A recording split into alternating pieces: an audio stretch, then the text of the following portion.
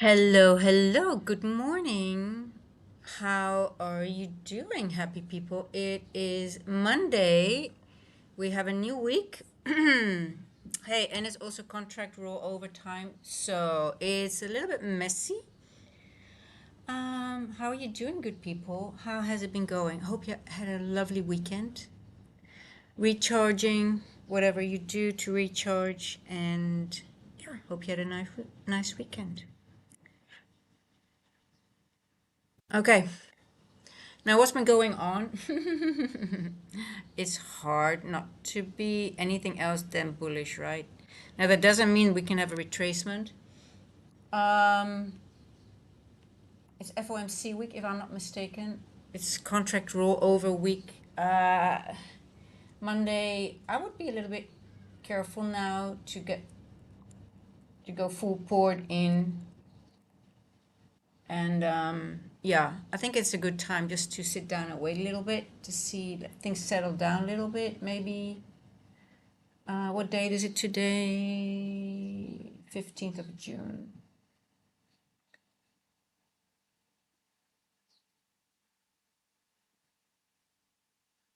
G7 meeting. Okay. G7 meeting.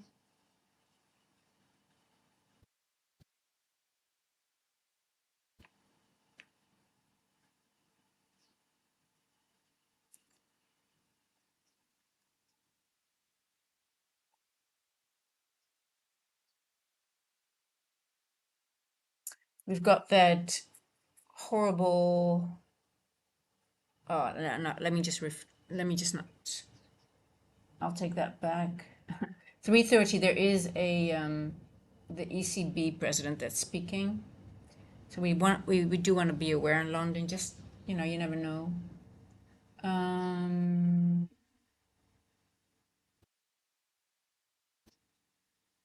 yeah. 8:30. There is a yellow folder news. The Empire State Manufacturing Index. I thought that used to be orange, by the way. I don't know. I think that changed, but I might be wrong. And then Wednesday, it's FOMC, baby. FOMC, that's the moneymaker. So my focus mainly will be FOMC. So that will be 2 o'clock FOMC. Anything before that will be very cautious. But yeah, let's see what's going on here. Well, obviously we're still bullish here. I like it. I like it. But yeah, I'm just watching for now, and then I guess waiting until London opens. It still looks bullish. Um, yeah, I was still bullish after I finished Friday because I thought there was unfinished business, and the gap that I was looking at, I drew a green box last week. That was literally part of the gap that was created. So it's sort of a bummer because you can't use it anymore. I have a new green box that I think still we're in it right now. So I think we are. When we get to the top bottom, I want to be cautious a little bit, but I do think we have some more leverage to the upside unless we are. Let me just put this in here. We are on the top quarter, so it can be it's always messy in the top quarter. So you can see it already happening, right? Sort of like back and forth, back and forth. So yeah, I did not play anything of this, but now we're here. I'm like, okay, it's time to wait because sometimes they leave the last quarter open.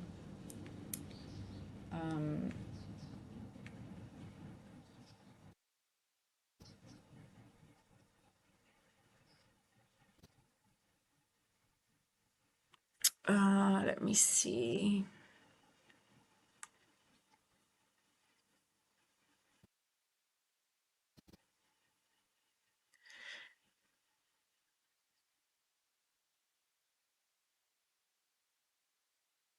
What time is it? 2:05.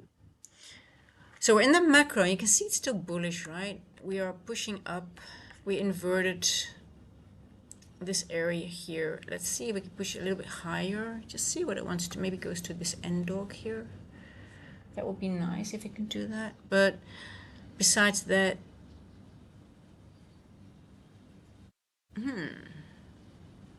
the question is, are we bullish up to where, and what are the retracements, and when is the continuation? And when is it done being bullish? You see how herky-jerky it is, right? It's herky-jerky. Herky-jerky, herky-jerky. Okay, let me um, just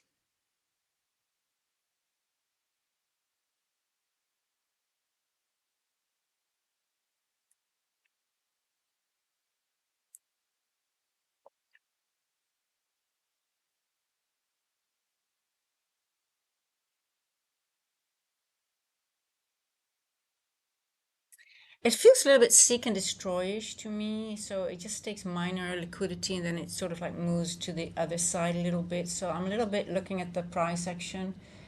It was contract roll over, so I think it's a little bit messy at the moment. It feels a little bit seek and destroy-ish to me, just taking minor liquidity, going back up, going back. It's just, we'll see. Just want to keep a little bit eye what it's doing to get a bit of a feel of the market, because yeah,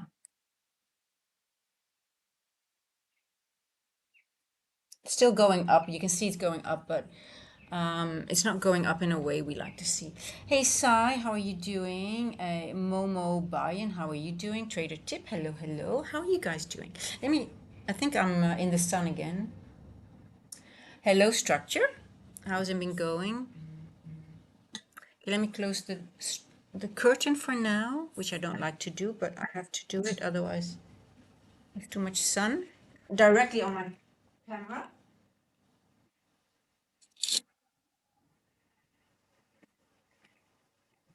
The downside of winter. It's a beautiful sunny day, it is, but the problem is now with the low sun, it sort of it goes into the camera. So this weekend, guys, I had a snake in the house. So I was sweeping, and I've got like rugs in the lounge area downstairs, and I was like sweeping. It's like we got some sand and dust. It's like, especially when it gets drier. And because of the cats, sometimes the rug is like double folded because they play with the edges, right? And then it goes like double. And I was like, sort of like, and then suddenly I saw a snake head going in and back in because it was like a closed area. And like, oh my God. And I couldn't see it. So I had to call the snake guy. Okay, I've got a snake in the house.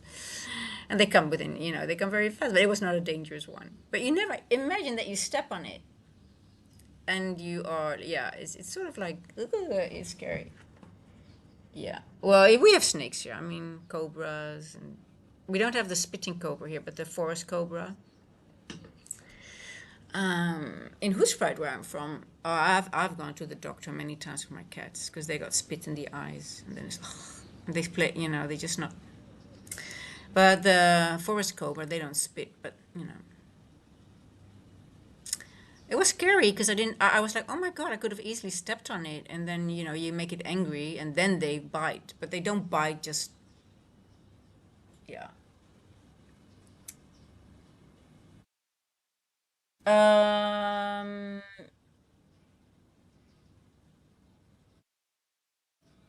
yeah, I think we have I think I consider all animals and insects. I've got a pet frog in the house somewhere. He lives in sometimes I come down and he's sitting in the water bowl of the cats, like looking at me. Okay. Um, Yeah, they're very funny. I like frogs. The only thing is this one leaves a big little. They do big business, so sometimes I don't like that. But it's nice to have a frog in the house. But snakes, I don't know. Preferably not. But hey, it's part of nature. Yeah, I mean, and the good thing is when you call the snake guy, they just release them. They don't kill them. They just release them elsewhere. Um, Doing great. What about? I was hoping market will be bullish. Market is bullish. Market is bullish. This is very bullish still. Yeah. You mean you wanted to rain? You wanted to move, but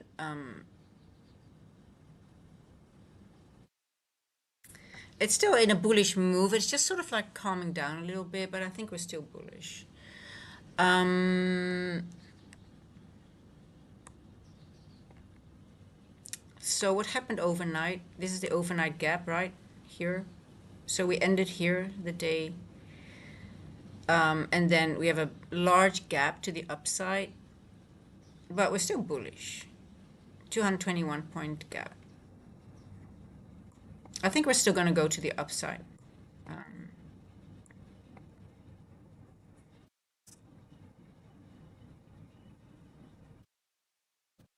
But it's a little bit messy. I think it's how it's it's just very herky jerky. So you want to be careful with anticipating because you can see it's sort of like I understand what Sai says. It's sort of like it's bullish, but it doesn't really move, right? Yeah.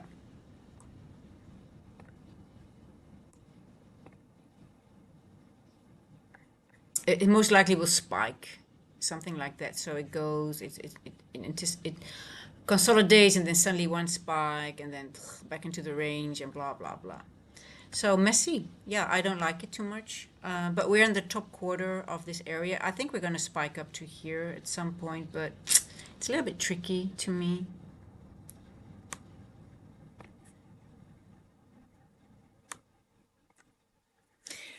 So yeah, grindy. That's I think that's the right word. Yeah, I think that's the proper word.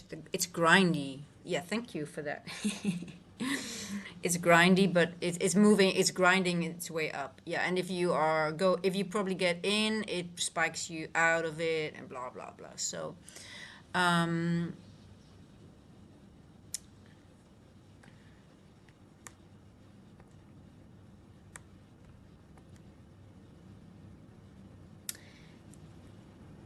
so open up 6 o'clock here.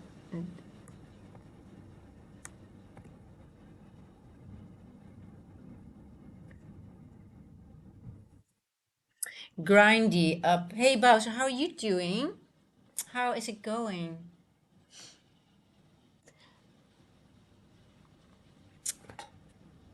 It's grindy, grindy, grindy.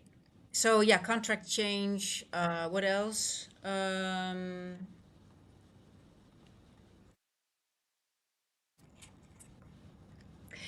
It's a no news Monday, but I wouldn't be surprised if we get a trend day. Could be, could be.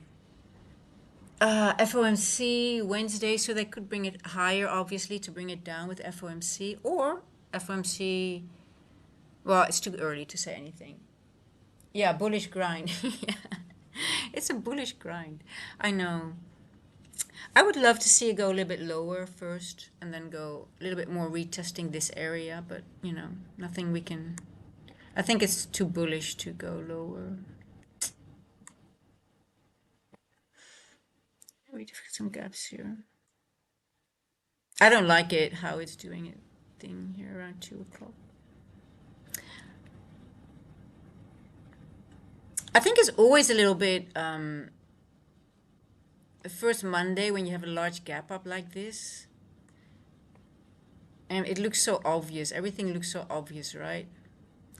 Those are the most dangerous moments that you think, oh, it's going to go higher, but it could easily wick us back. Because look, in the 4 hour now, we have a nice fair value gap. So we would like to see this, maybe a little bit of a retracement back into it, and then maybe New York continuation, something like that.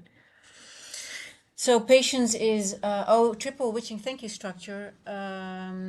Juneteenth. Oh, I was thinking about that. Is there a holiday? And is that a Thursday, right? Is that Thursday or is that Friday? We lose a day. Yeah, no, I think London. We don't lose London though. We don't lose London on Juneteenth. Triple witching OPEX. Yeah, Friday. Okay, gotcha. Thanks. Thank you. Is it? It's not a bank holiday. Is it a U.S. bank holiday? I did not. Let me check again.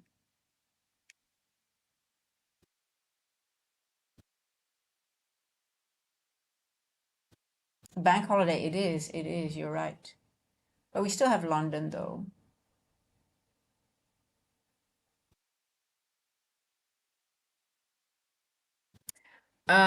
We still have London, but Thursday could be very interesting then. Okay. Okay, let's see, we go lower. I'd like to see it go here. Oh shit.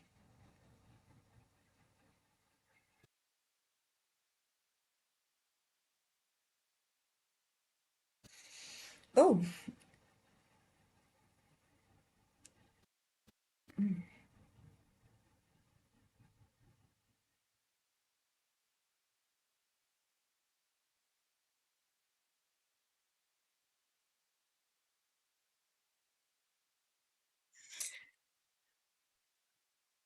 we're creating a hell of a lot of liquidity.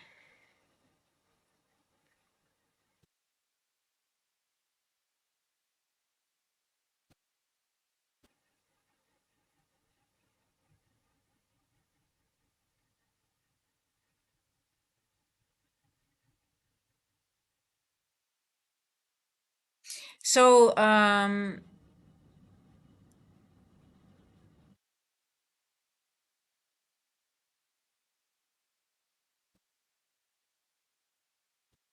do you guys have a song, like a favorite song that relates to either a phase in life, but also um, a song that helps you with trading? It sounds really the question might sound weird, but more like helps you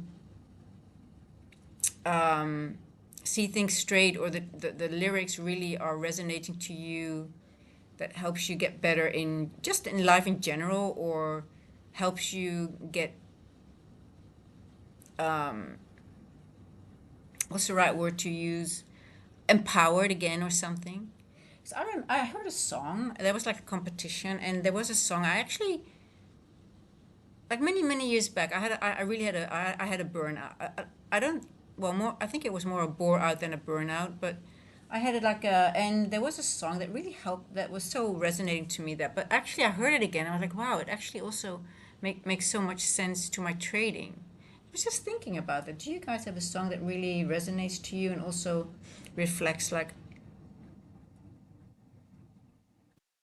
trading style, or just okay, I have to, because I think a lot of things are reflected back in live. Things are also like um, improving in life also helps you improve in trading, right? But that's such, and I was looking at the lyrics like, wow, my God, that lyric was so much help to me by then and really helped me. But it's also like, wow, it's actually also very applicable to the trading journey that I'm going on. So I was just wondering if you guys have a song. It's a little bit off topic, but I think it's just like how what empowers you, and sometimes you hear music and it gives you energy, or it makes you think again about things.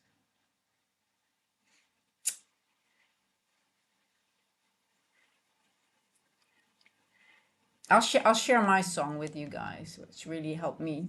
It still actually does. I think I really like the lyrics, and it's very applicable to trading as well.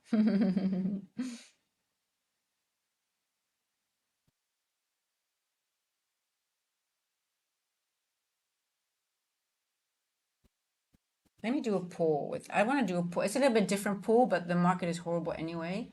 I'm going to do a poll on that. Um, what is the song that empowers you? Let me do a song. Hey, Green Globe, how are you?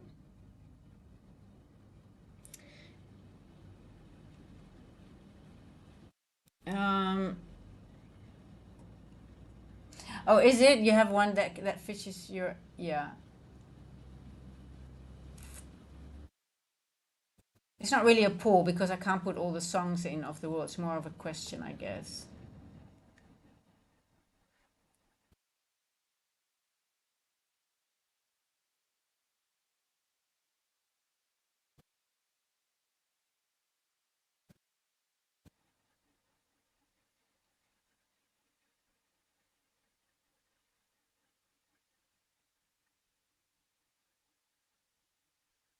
But the thing is, I don't like to use AI for everything. I think it's such a it's a lazy thing to use AI for everything. Sometimes I just like to do these human things and just give your answer as a human being, not just everything with AI, because everything AI. I mean, you can tell if people are. If you have a application and people use AI, you can instantly tell it doesn't come from themselves. It's AI or something like that. Also, you have to be very careful with that. So fix you can, yeah, for me, it's from Miley Cyrus. There's a song that's called The Climb, and that song really, it really, part of the text that there will be an uphill battle, there's always a battle, yeah, you will lose. And I heard it again, I'm like, oh my god, that song is just so applicable to also to trading. I just love the lyrics, I just love those lyrics. But yeah. Hey, company man Carl, how are you doing? Yeah, share your songs, guys. Let me just do a question. I just think I think it's nice to talk and how it helps you, either just in life or just in trading. I mean, price is boring anyway. The song "Pump Up the Jam," yeah, that's a nice, yeah, I like that one too. But then it has to be already up and going, right? Pump up the jam. But this is more like a little bit deeper, I think, the question that I'm actually asking. But yeah, so for me, it's from Miley Cyrus, the climb, because it resonates to my journey in general in life and also my trading journey. It's also it's not about what's waiting on the other side. It's about the climb. It's just not only about what's waiting on the other side, but I don't want to pull. Let me start Q&A. Say something. What is your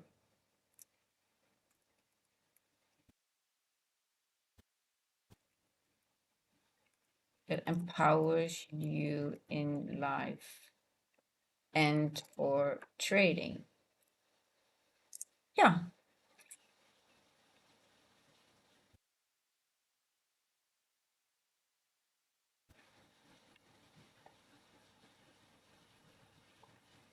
Oh, do I?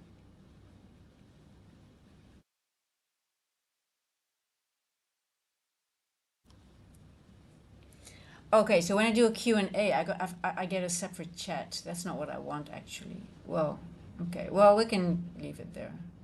I think it sort of like have the questions elsewhere. We'll see. I don't know how that works, but so I put the Q&A in, and it sort of like makes a different tab. But I don't know if you guys could someone just type in that Q&A. I want to see what happens. I think it's a separate tab. So you have live chat and then questions. But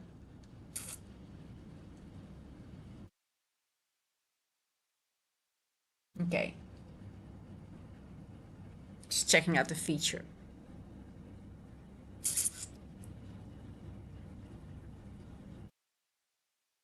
Remember how we talked, Sebastian? Remember how we talked about Power Friday? I was out until 2 p.m. Tonight the internet is out. I'm hanging out on my cell phone. Yeah, Sebastian, that is I totally know how that feels. But hey, be careful. Just, sometimes you just have to give up then on trading. Just don't even engage because it's so stressful. Yeah.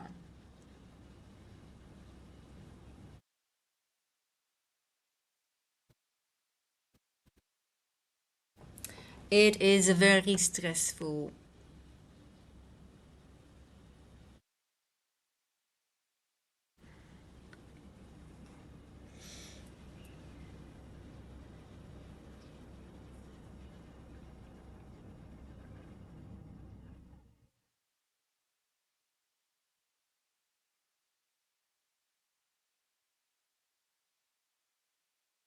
You see how it's just spiking up, right? It's still going up, but it's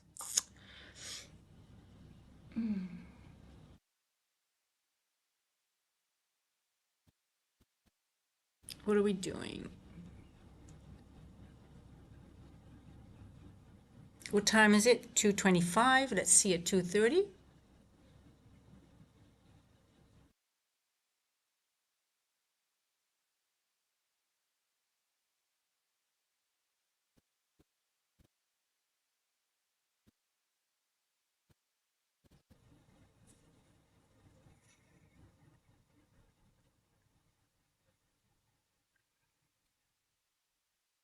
Fort Minor, remember the name. Okay, I don't know that song. Interesting. I just want to see if.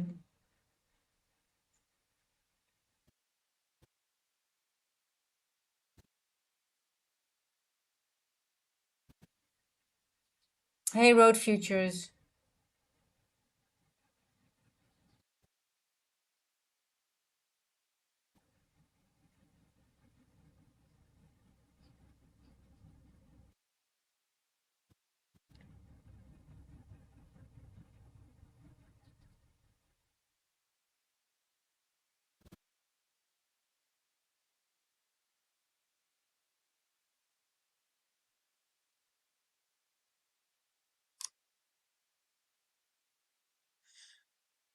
Let's see if we can make it to the end dog here. Just want to watch 602.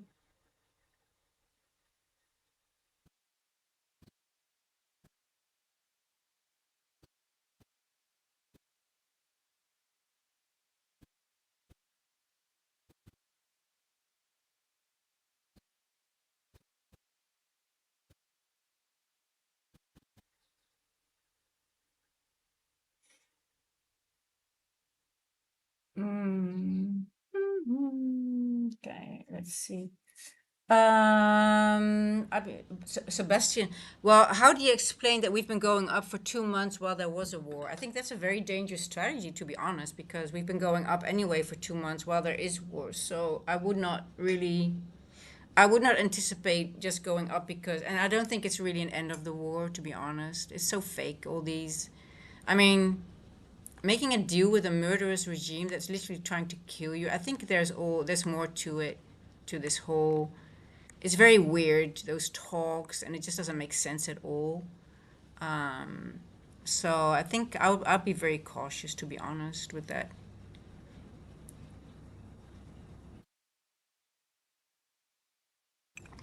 And the moment we go to all-time highs, we just don't know how far up it will go, right? Trading is stressful. We need to know when to stop. Otherwise, overtrading, gambling kicks in, and that's never good. Yes, it is.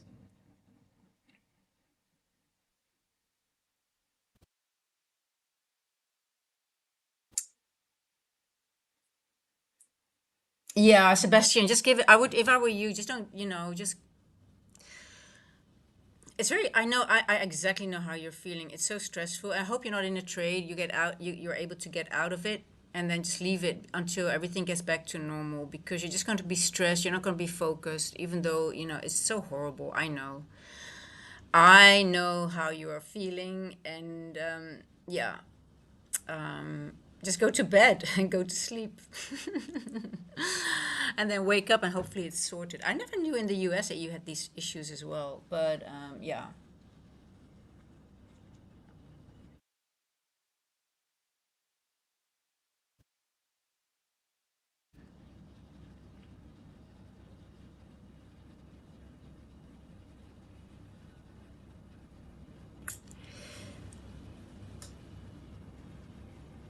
It's all a brain F. Yes, I think so too. It feels like we're being sort of like everything is like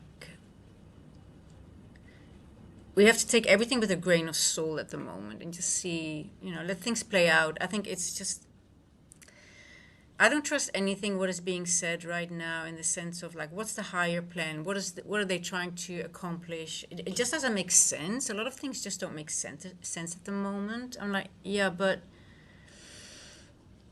it's not gonna long term. It's not going to do anything than create more issues. So I just wonder if there's a higher plan that obviously they won't share with us, but there must be more to it. I just think it's just deflection and trying to yeah, just something is off. And hey, Lucky Man, thank you so much. Yeah, I had a lovely weekend as always. I hope you too. So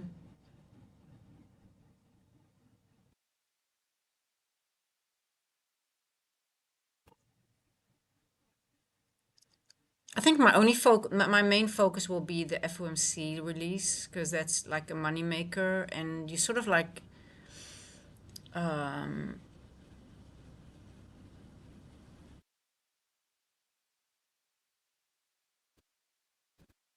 Now, the only thing I don't like is that we have a short week. We'll see. We'll see, just guys. We'll just keep an eye on them. We'll just see what when price action gets easier. We'll notice. But yeah, it's herky jerky. Did anyone play Asia?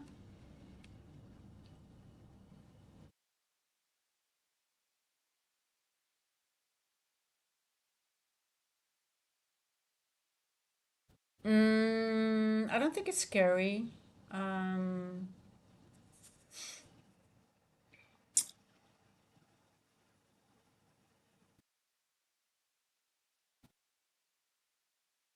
Hey, listen, I don't think the price action has been pretty good lately, so I'm not, I think everything is okay. It's just this week is just we've got contract change, we have a large gap up. It's not really that abnormal in all, it's just a normal Monday after such a large move on Friday. It's just, it's not really a weird. Look how the last week, let's look at the 4 hour, guys. So look at how price has been going up, up. Then we consolidate. And again, on a Friday, we had quite a large move on Friday. So keeping it in perspective, was it large on Friday? Let me see. Let me just make sure I'm not saying anything stupid.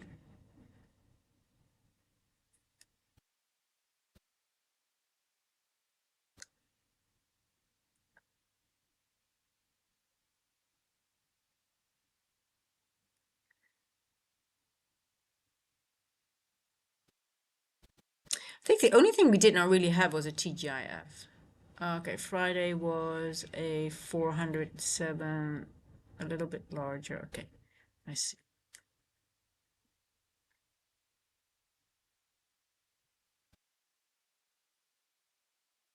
580 point move, not too, it wasn't too crazy. I mean, compared to 1600, we're used to 1600, it wasn't too large, but it was still a gap. Friday was a move up. Let me just check this. Did we have a 20% move on the overnight? We sort of did. Yeah. TGIF was here. Yeah, we had a TGIF. Yeah, we had a proper TGIF.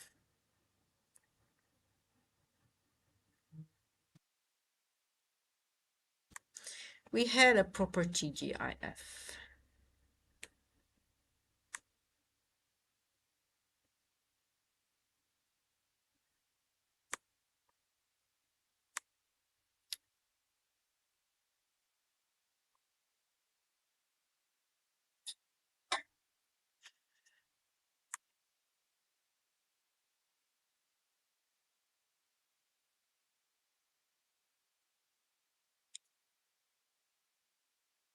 You see, we had actually the TGIF on Thursday. Um, you see that?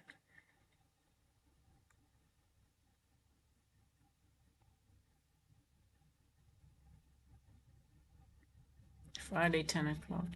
Yeah, everything good. Everything's sorted. Hey, Henny, is it cold? Yeah, it's cold here too. It's cold. So the snakes are coming inside to hide in the carpets now. So we have to be aware. And they go under the fridge, right? It's always under the fridge. How cold is it in Gauteng?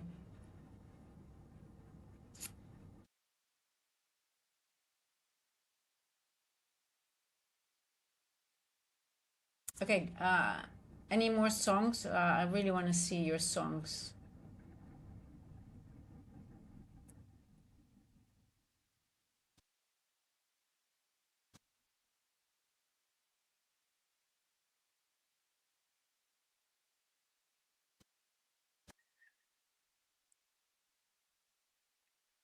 235, 230.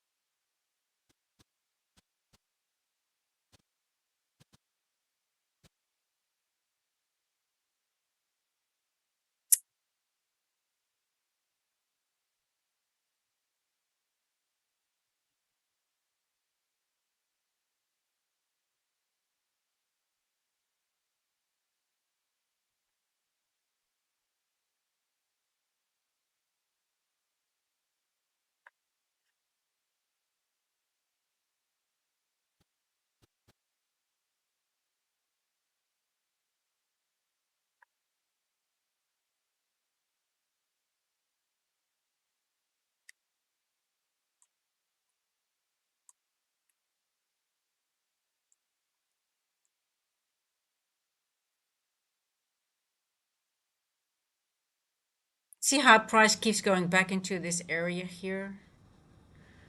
It just keeps going back into this bullish fair value gap.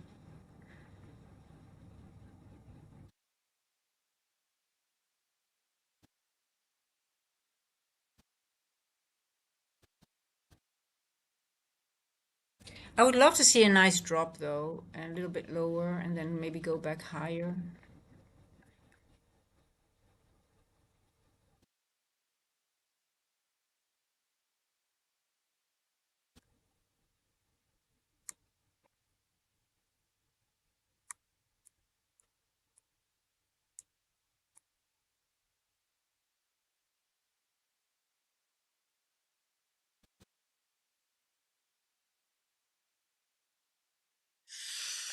Hmm.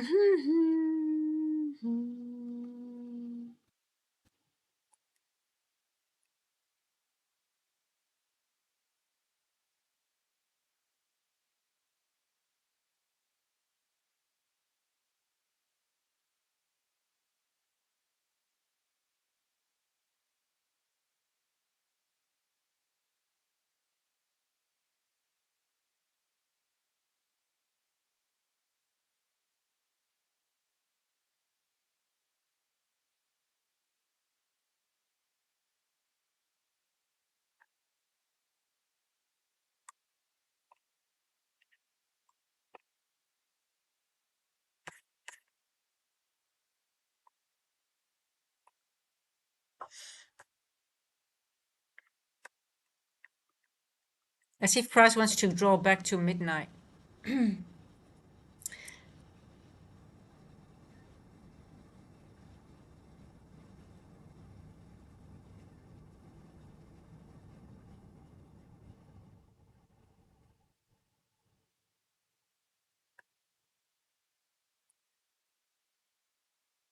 487. Let's see, wants to drop a little bit.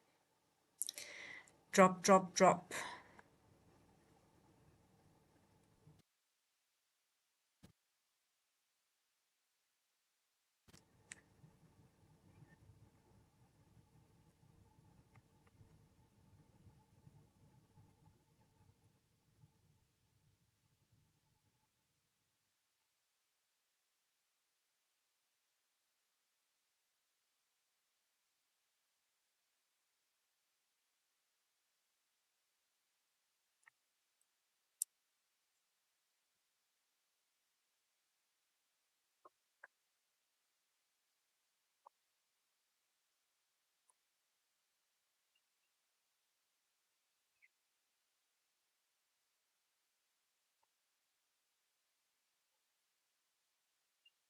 Oh, hello, my love.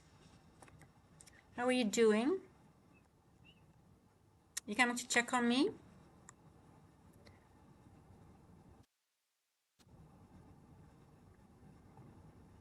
Are you coming to check on me, my little girl?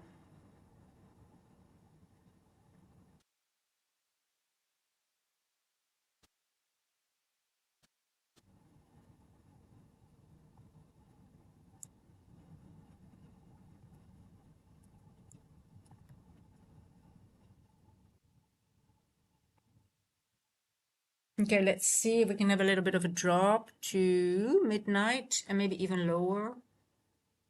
450-ish. I like 450. Well, let's see if it wants to even get out of this red box. It just doesn't want to get out of this area, right?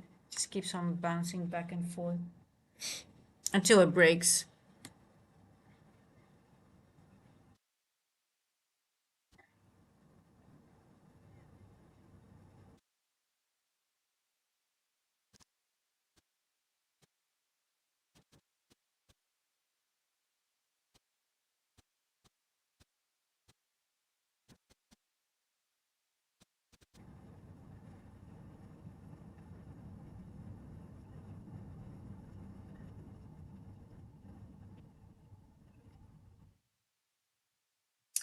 $11.41.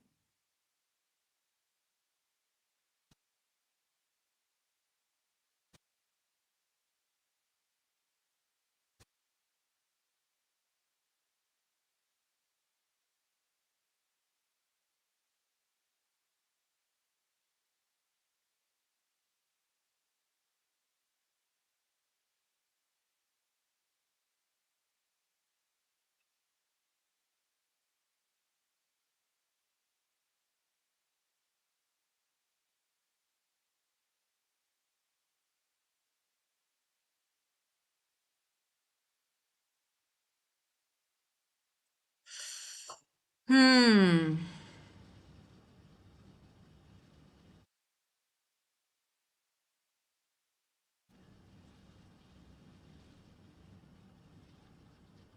What a nasty price action, guys. Don't do anything in this. Just let it play out until it's done.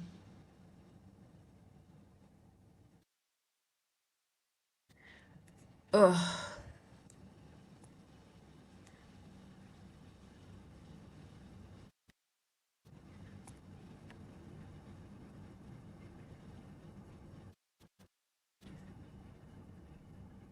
631.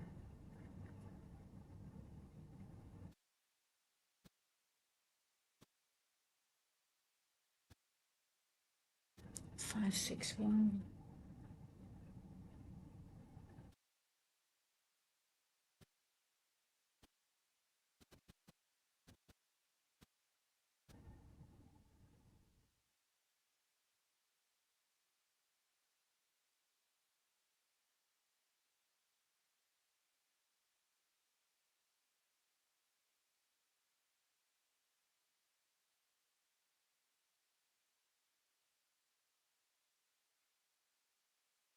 'I like this level, but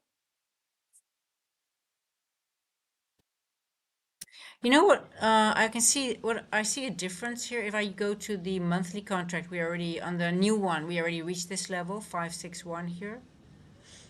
So that's also one of these things that I'm noticing. Even though the continuous contract and the monthly contract should be the same, on the monthly contract we already reached this level 561. If I'm looking, and we have not on the continuous, so that's also like not good.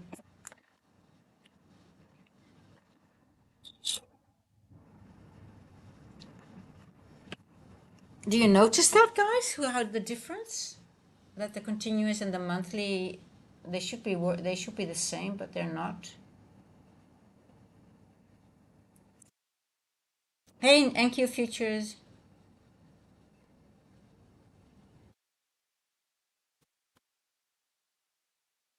Lucky Mon, yeah, I'm bullish, but you can see how price is behaving. It's horrible. So you would rather let this choppy. You can see how spotty it is. It's leaving so many gaps behind. So you don't want to engage. You might catch a gap up, but then you get caught up in a gap down, and it's just not. It's grinding up, but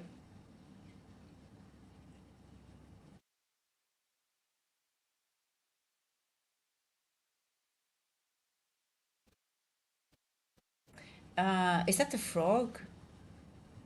Uh, the frog? No, I don't have a frog. I have a frog downstairs, but not here. I have a snake and a frog downstairs, but maybe the frog has been eaten. Oh no, the snake has been caught, um, but maybe the snake ate the frog when before I caught it, or I didn't catch it, but the snake guy caught it. So hope not. I like the frog. Frogs are very cute. Lucky Mon.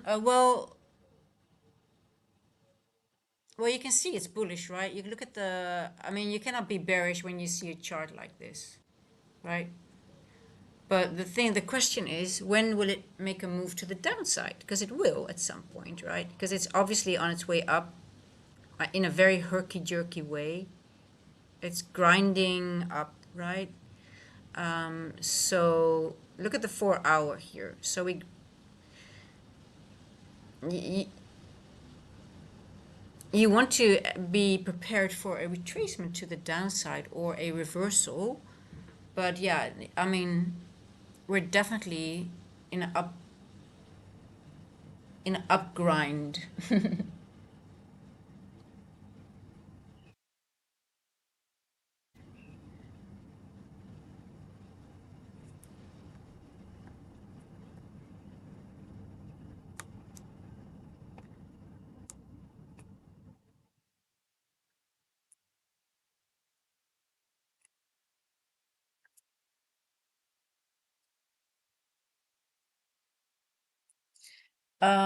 S&P looks more bearish. Well, nothing looks really bearish to me, to be honest, but I don't think it looks bearish. Uh,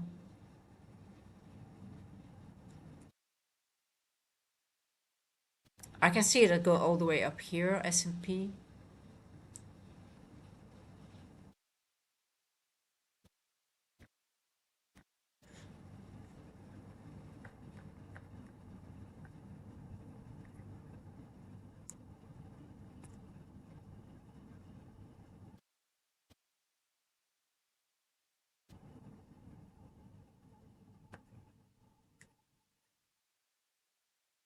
See.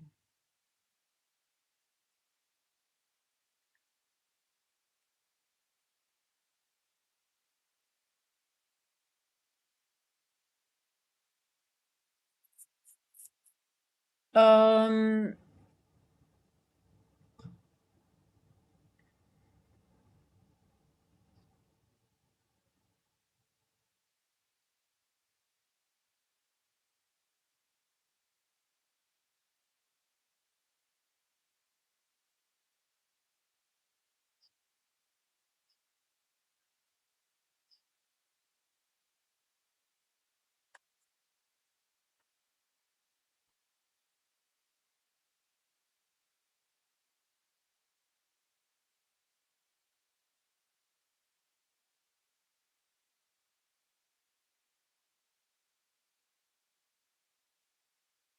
I guess we just want to have a retracement to enter, or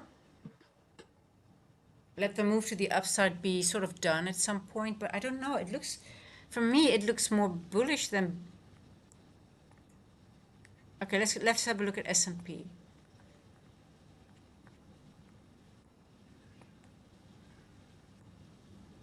Remember these equal highs here?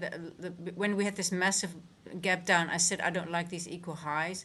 Now, obviously, we went much lower, but I think we're gonna. I'm thinking we're going to make all-time highs again. We're over 7.0 OTE levels. We already are over 7.05. Now, that doesn't mean we get a retracement. I would love a good retracement to enter, but I'm thinking S&P we're going to go back up here. I don't know. We might go here, then maybe here, and then go back up. So it's not going to be in a smooth line, obviously, but I do think we're going to revisit maybe with FOMC this week. I think we're going to go for all-time highs. What do you guys think? Are you guys seeing bearishness, or I'm not seeing any bearishness. I'm just seeing higher time frame order blocks. I'm just I can see retracement, but I don't see, I don't know. I'm quite bullish. I just find it's just hard to enter now, or I just don't know how to position myself currently. But oh, Momo, you think we're going to go today to all-time highs? Let me see, how many points is it? I wouldn't be. I mean, listen. Well, all-time highs. Oh, it's not that far, is it? It's not really. All-time highs. That's only 500 points. That's nothing. That's nothing on a day, right? Hey, listen, if we have a trend day, it could be easy. Yes, easy.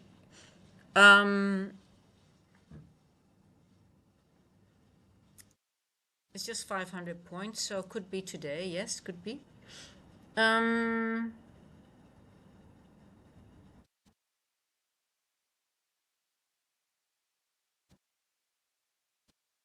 I'm just trying to figure out what my invalidation would be.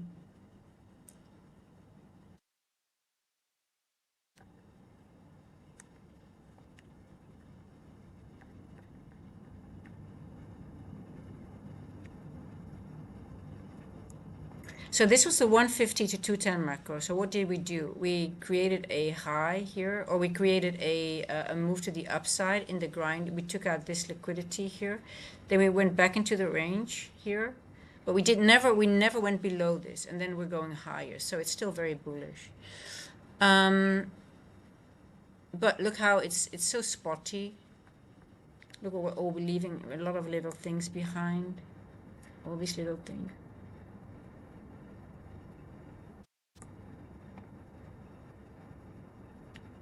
Midnight here.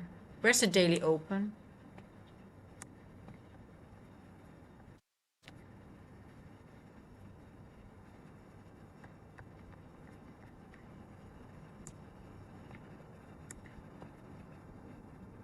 Asia lows all the way here. And the gap is all the way here. Weekly open is all the way here. I don't think we're going to see this today. I think we're going to have a low resistance liquidity run at some point, and we see this later on the week.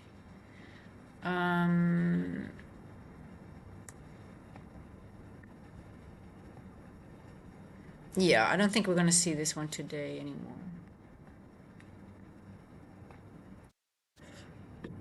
Let's see. What do you guys think? Yeah, it's not far. Yeah, 500 is nothing, right, on a day nowadays. 500 is like, oh, it's 500 points is we call that a small day nowadays. All-time highs this week. Yeah, definitely this week, right? I think so too. But maybe today could be. I mean, it's not really that far. It's 500 points, and we're just still very early. So it's just. Well, let's see. We just have to be. I'm also a little bit impatient today. I can feel it. I will not. I will look for meaningful PB to enter longs. No short for me today. Yes, I think so too. I am bias neutral now until maybe London Open.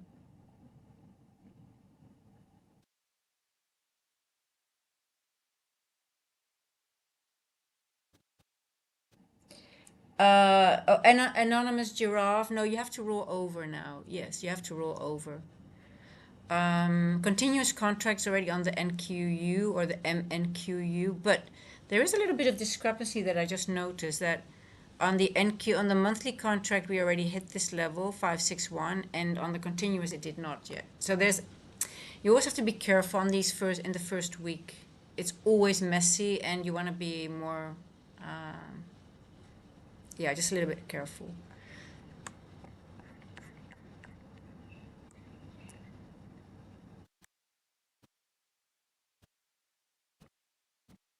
Okay, let's look at the 15 here. What are we doing on the 15?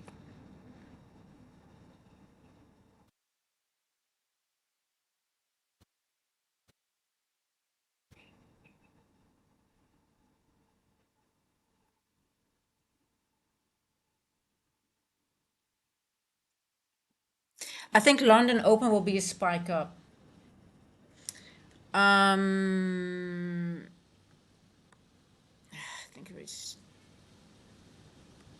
I think London will just open with a spike up. We'll see. Oh, it's so cold, guys. I'm really cold. I'll be right back. I need to go to the bathroom quickly.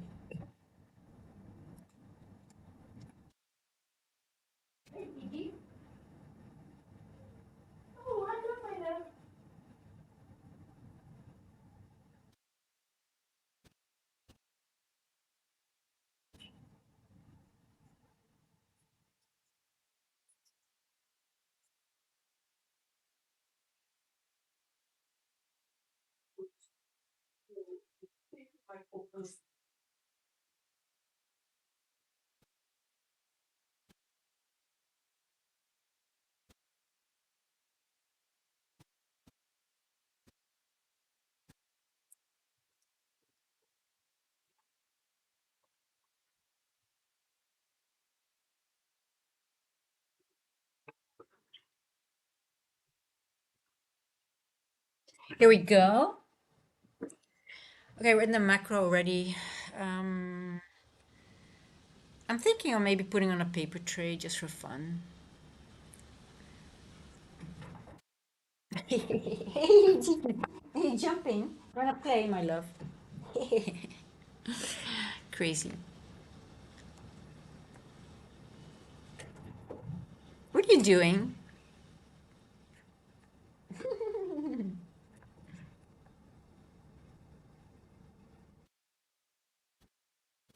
Okie do, Oh, hold on.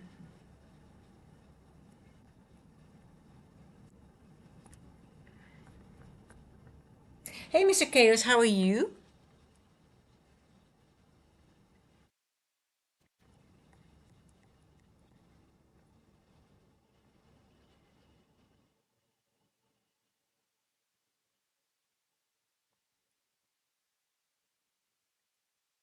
I do want to be careful now, I think.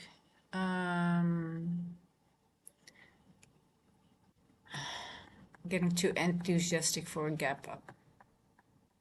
But on the other hand, look how bullish we are. Look how we're just building. But it's also very wicky, right? You can see it's quite wicky as well. So,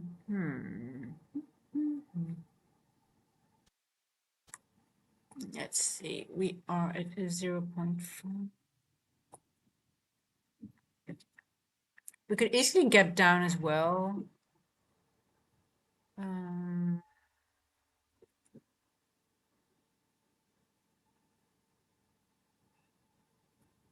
what are we using?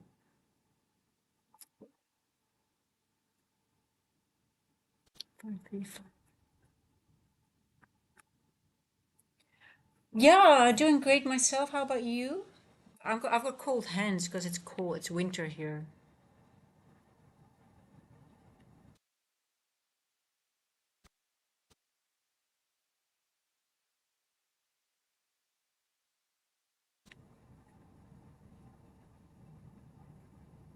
733.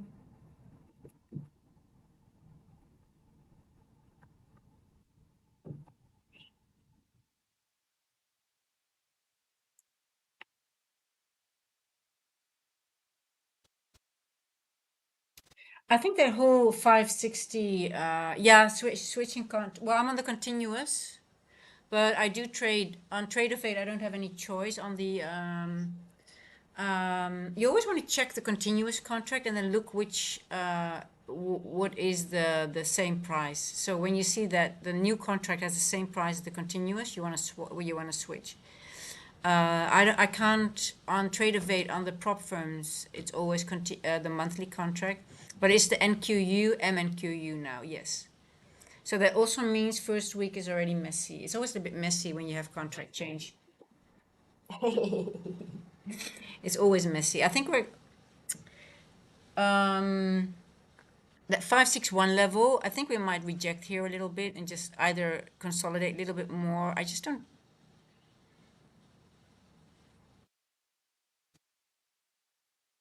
see that the monthly already hit that 561.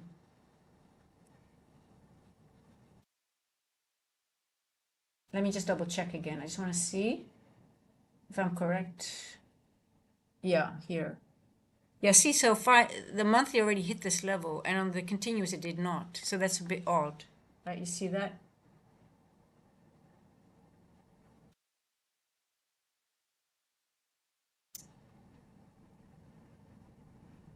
So I would like to see a little bit of retracement, maybe to midnight from here. But let's see what it wants to do. Maybe it can't get below these levels.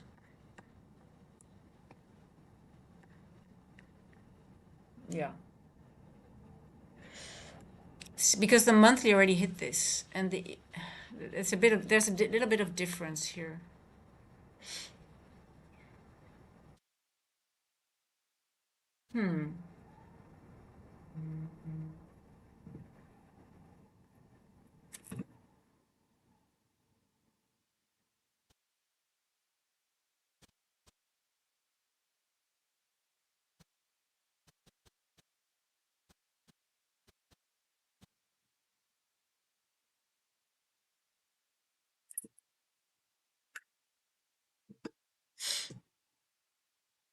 Okay, London open.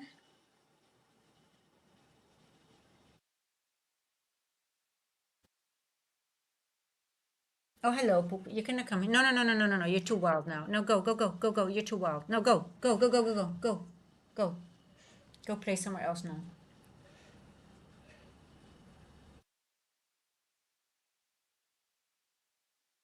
You've got too much energy to hang out here now.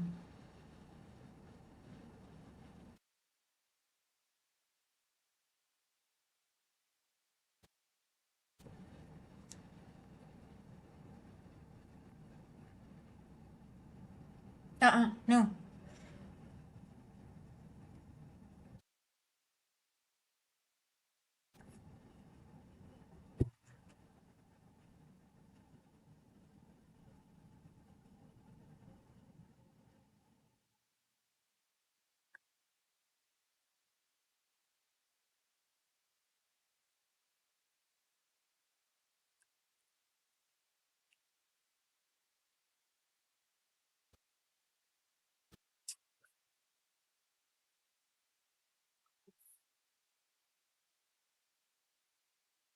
Okay, let's see who wants to break now.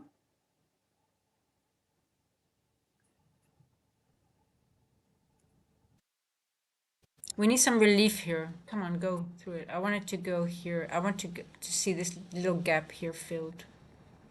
Maybe even. Hey, hey, hey, hey! No!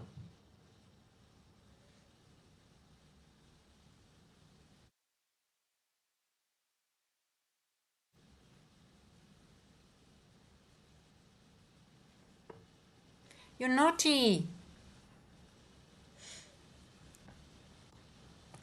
Okay, let's see if it wants to go lower.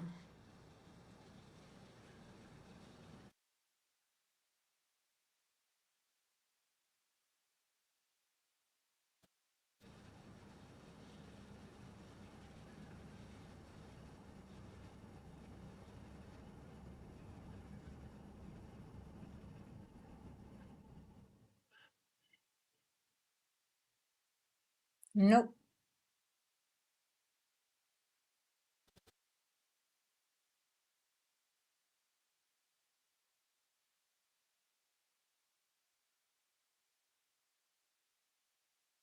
Does not at all.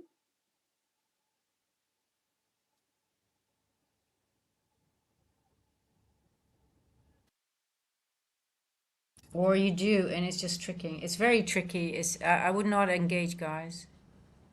Just let this just play out.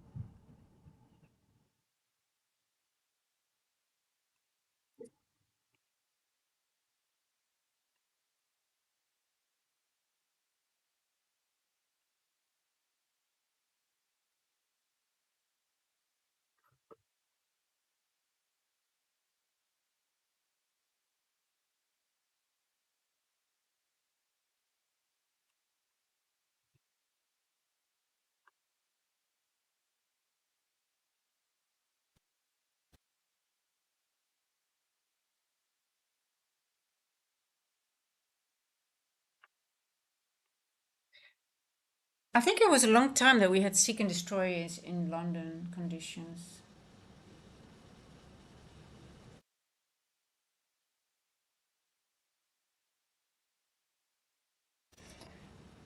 I don't know if I want to watch this price action too long, to be honest. Bum pum pum pum.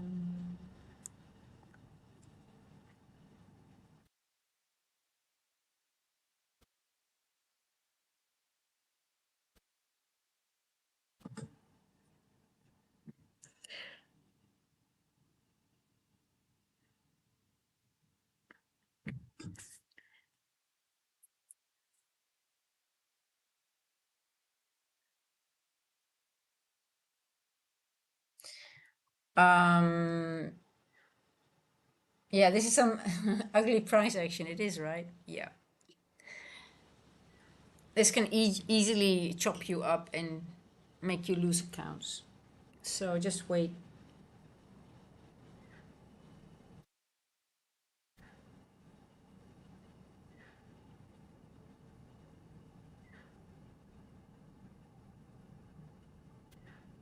But it's bullish. It is bullish. Bullish as hell.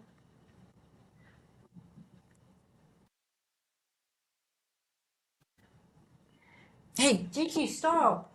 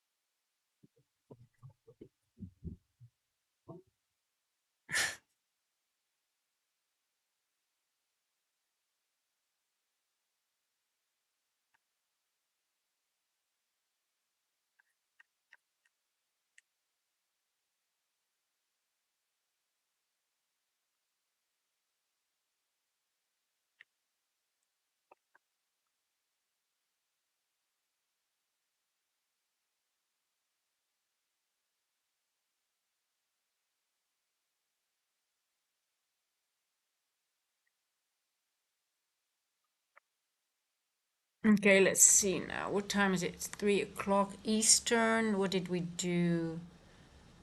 Okay, we are rejecting in a higher time frame candle. So I think we might reject her. We might get a little bit of a retracement. I wouldn't be surprised.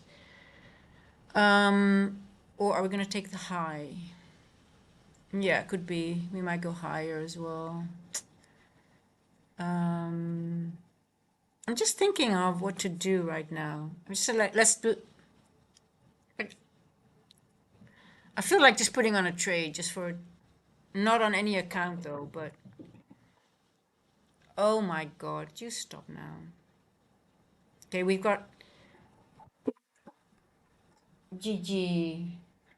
I don't know if you can hear. I've got like I've got a mad cat running around and jumping on things like crazy. But apologies if you hear that because he's just literally going berserk.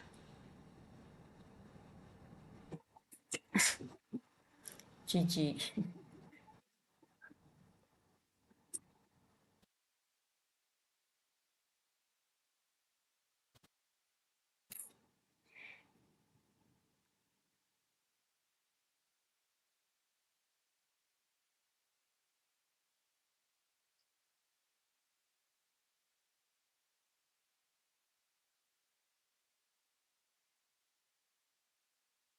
She's got the zoomies. Yeah, is that called the zoomies? I don't know how is it called, but it's just.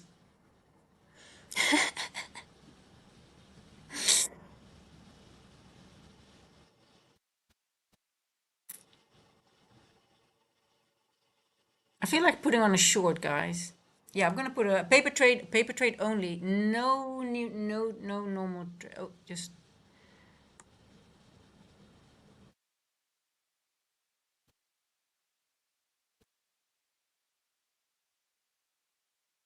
I think I like midnight. But the thing is, actually, you want it to go lower than here, so it's not a good trade. And I think we have some high time frame order blocks that will hold us up. So I don't think if it goes lower. Hey, stop now!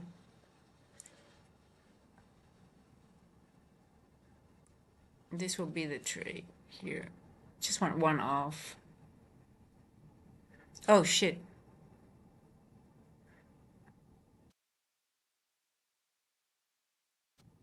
Same. Yeah, it's just gonna be my TP is gonna be here. Stop loss is gonna be here. Yeah. I think it's gonna break that line now. Let's see, it's 311. It could go. It actually you want to wait for here until it breaks it and then take a very small trade here, but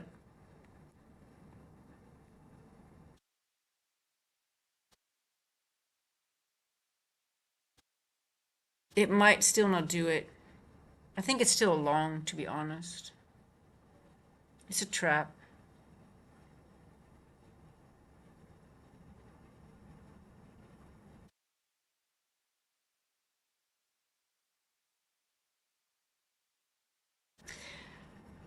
We opened up at 3. We left a gap. We're just bouncing out. So this is what I'm looking at. So before we had the 115 macro, I was looking at this suspension block. Hey, Mr. Chaos, I walked with her this morning. She has no. She already should have got rid of her energy. She was climbing trees in the morning and doing stuff. So yeah, I walk my cats in the morning, guys. I literally walk these cats. They walk me actually, but they always wait for me. Like I think I'm walking them, but they're walking me. There's like, oh, let's get her out of here. So before she does her stream. So I was looking at this suspension block, and we've been using it like literally all the time, right? You can see it. So now I think we might break it, but let's see if it does it or not.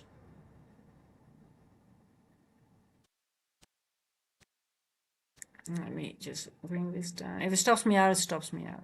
But I just don't want to go. See, we have a gap here still. I want to go above this.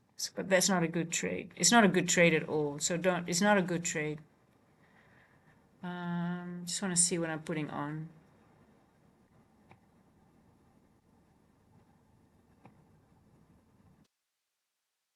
Oh, it's actually not that bad.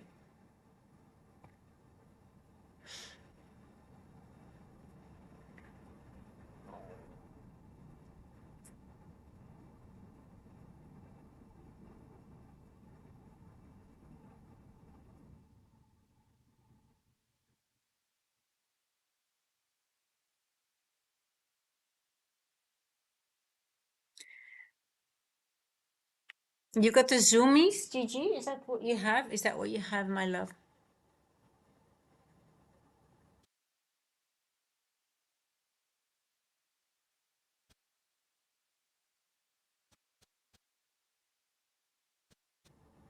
But the zoomies sounds more like a little bit of a disease or something.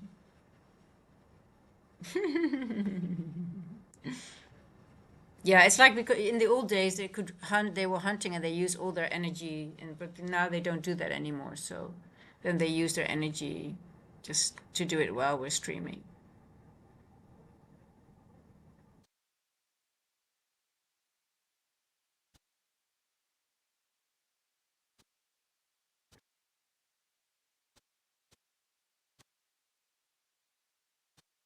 $5.13.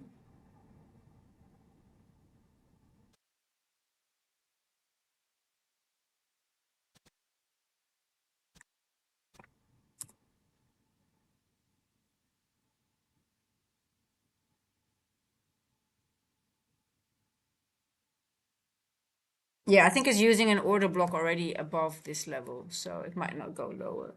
We'll see.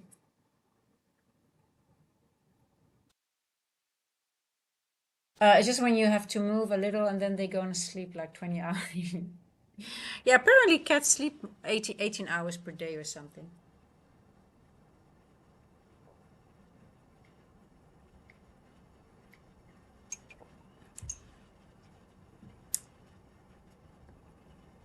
Yeah, you know what, guys? I really think the objective is here or here. It doesn't want to go lower. We'll see. I'm gonna keep the trade on. If I'm stopped out, I'm stopped out. That's okay. But we might just spike up all the way up here to here. I don't think it wants to go lower. This is holding up pretty bad as.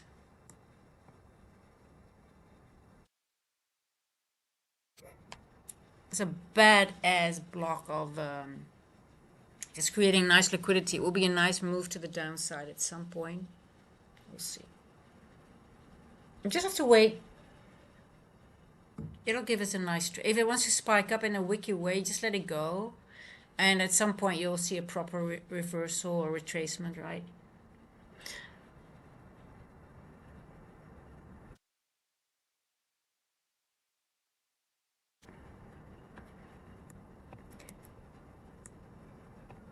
I'm actually wondering if the move up to here might be the up move for the day, and then maybe it might reverse, and then this might be later for the week, the high, all-time highs for maybe tomorrow.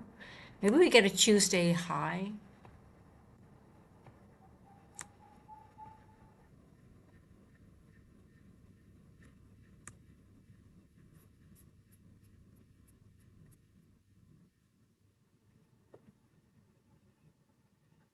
Yeah, I know the itch is real. I feel it too. That's why I put a paper trade on. I'm always happy when I get stopped out on my paper trade.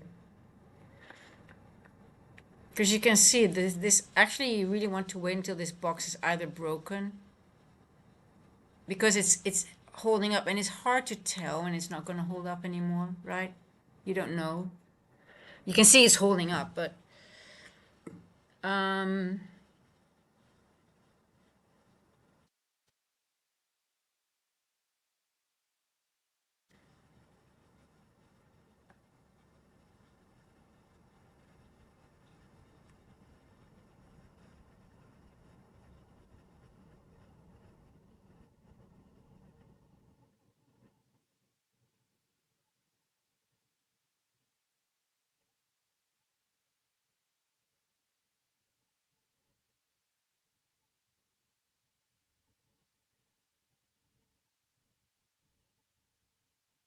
Okay, bullish now. I don't think we're gonna go lower anymore. Yeah. If you want, I think if you want to trade to the upside, I think you're good to go. I'm not doing it, but um, I think this is a safe trade. 601. I think it's gonna spike. Yeah, don't test your patience on this one. I think, but 601, I think it's a good. I think it's. We can put a paper trade on. What time is it? 19:20. Let's wait.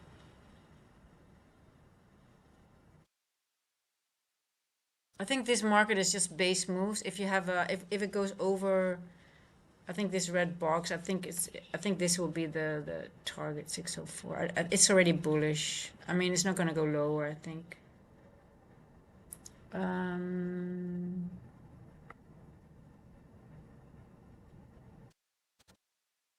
673. I like 673. Um,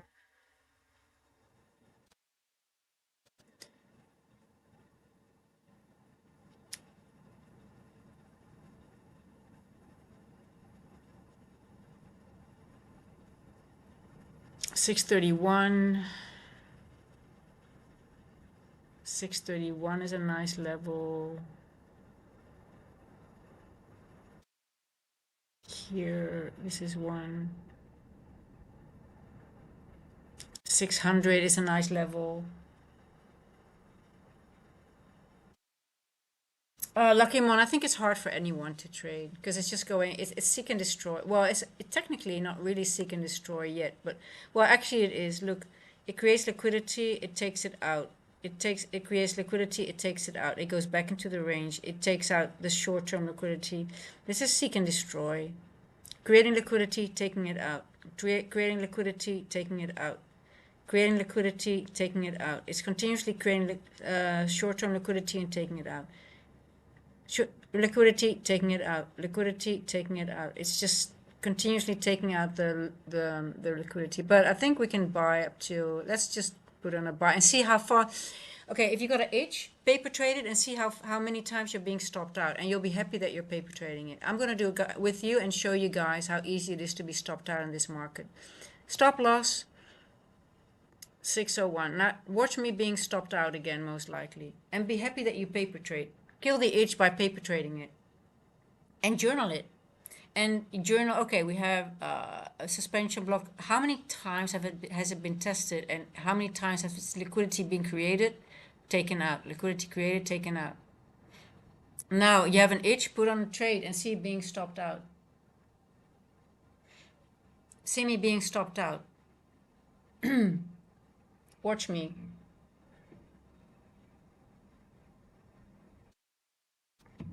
Ranak Sharma, hello aunt, can we meet? Well, you know where are we going to meet? You're being deported straight away.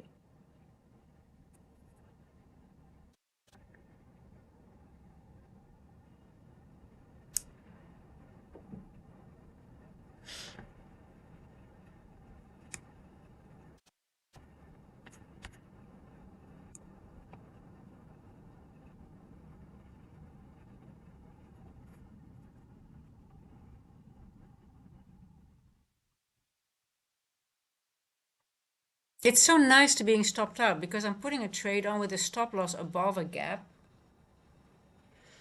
I'm asking for it now. I'm begging for it to be stopped out. Look here, all those. If you, I think now it's this is. I think this is might be just a range trade. You just trade the range.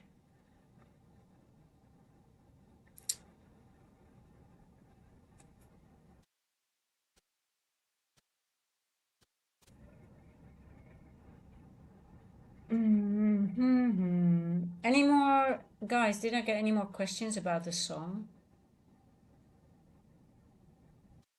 So how does it work? Still don't know.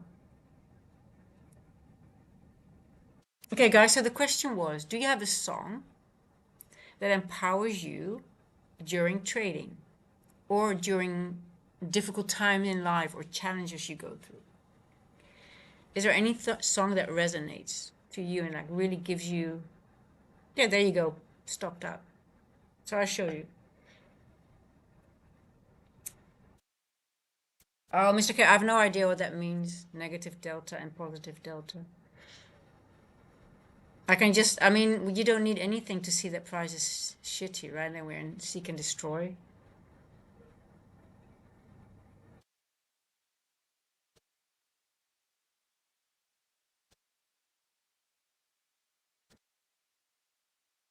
Account killers. Yay, it is. Deliver France. Your friend said last time that you were close to passing an eval. Is that another eval or is it the same one? Are you taking your time? That's good.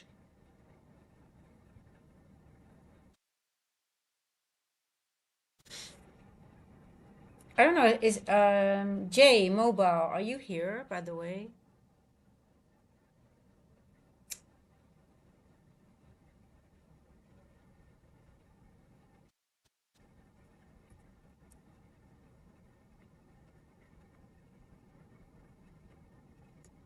Oh, are we going lower now? Are we doing it?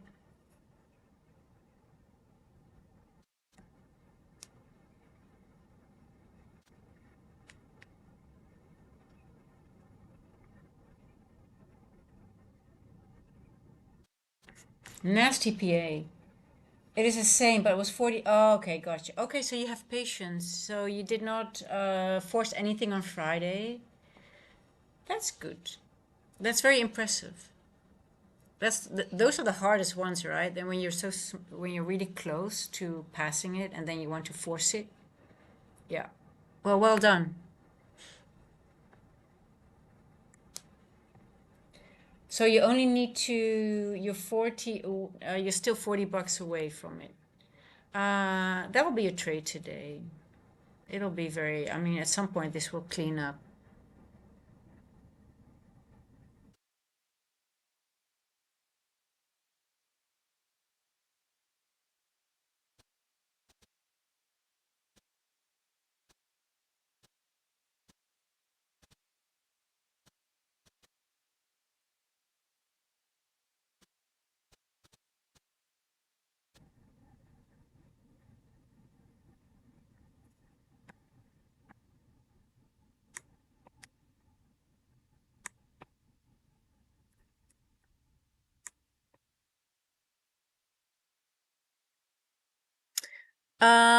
I don't know. It looks a little bit too bullish to me, Mr. Chaos. We've got so many order blocks. We could have a wick down. I can see a wick down, but we've got some liquidity to the downside, definitely. But it's also creating a lot of order blocks continuously to the upside. I don't know. I would love to see a wick down, a fast move to the downside, but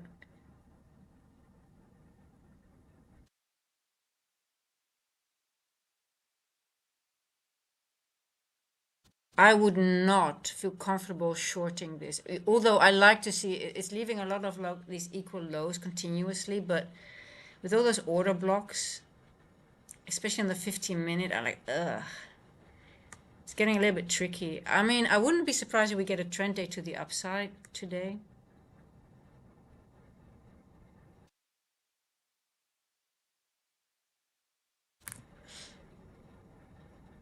It does. I mean, I would not touch a short. I would let it go, and then maybe if it does do it, if it does take a dive to the downside, I would use it to take it up to the upside again. But I would not be comfortable with a short here in this structure. I can see it go higher up to 602. Um, yeah, I can see it just blast through here and then go up here. But yeah, there's a lot to the downside, definitely, definitely. But I wouldn't, I could not enter on a structure like this. I would rather let it go up and then, or, or just sort itself out. But I would never trade a short in this structure.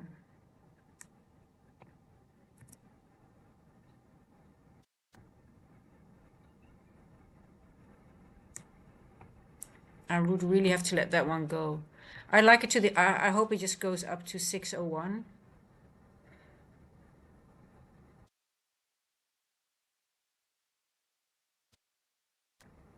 I can see it wick down lower to sort out all these gaps here.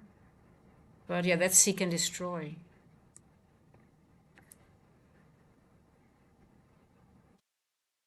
It's horrible.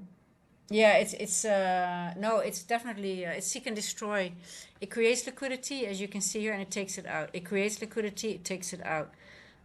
It leaves gaps, liquidity, all short term to take it out. So it will go lower just to sort this out, but not really. It leaves like these. We don't have any. I'm just wondering with news. Is there anything new popped in?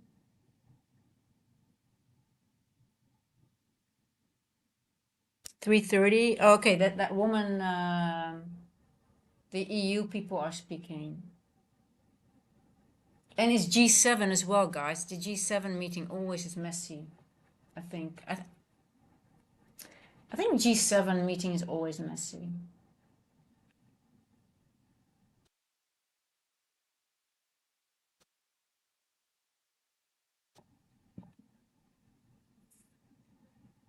Oh, it's cold.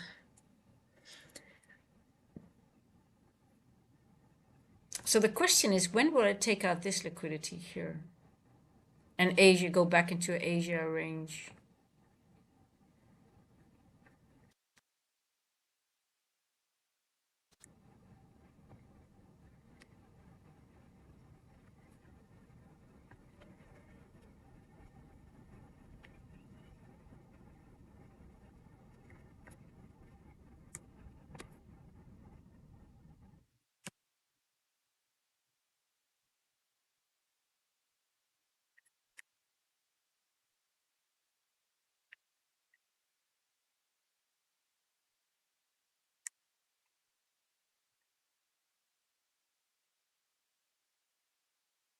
Does this chart look bearish or bullish to you? The 90-minute. Look at the 1 hour.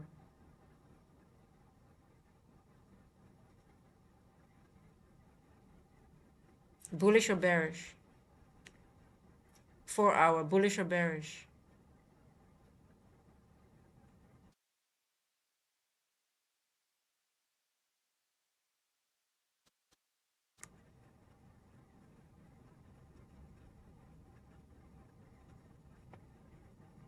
Will it make a fair value gap here? So that means it. This one is already done, so we could gonna get a. Will it go lower or not? Will this will be the low of this 4 hour for a value gap? So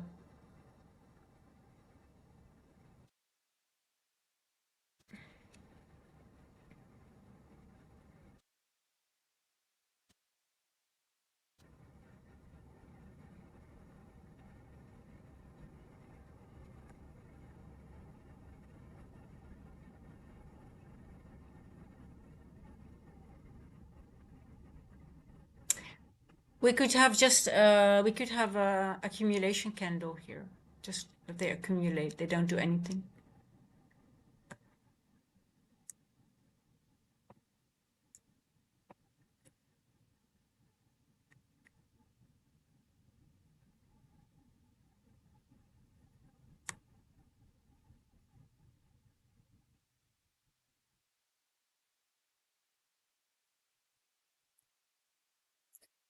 Um,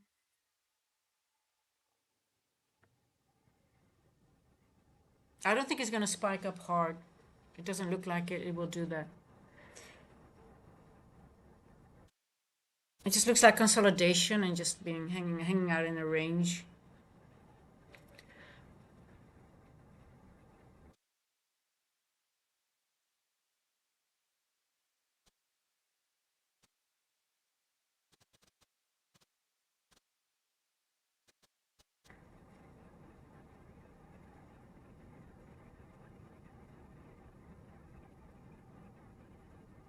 Three, three, three.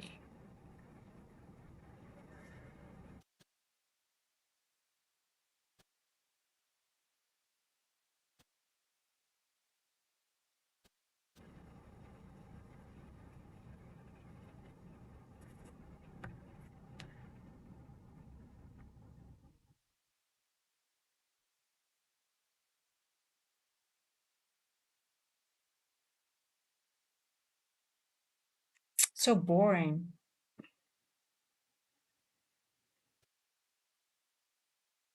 And you don't have to look at the 30-minute. You can look on any time frame to see it. It's horrible. And every time frame looks ugly. It is ugly as hell. Yeah. It's seek and destroy, guys. It just creates short-term liquidity, takes it out. Short-term liquidity takes it out. And at some point it will give a spike, but don't feel FOMO to have, because you don't know when it might do it. And yeah, you just lose. It might spike up, and then, you know. I prefer the long, because it just looks like it wants more. It wants the long more than it wants the short. But I it's been holding up this level pretty well. But yeah, like Anna says, it's just going to, you know, it might give you a spike. So everybody might think, oh, the breakout traders are going to, oh my God, it's going to go now. They get in and then they get, boom, it slams back down into the range. And if it spikes up, see, it spikes up, but let's see if there's continuation up to here. It might just go a little bit and maybe go back into the range. Let's see.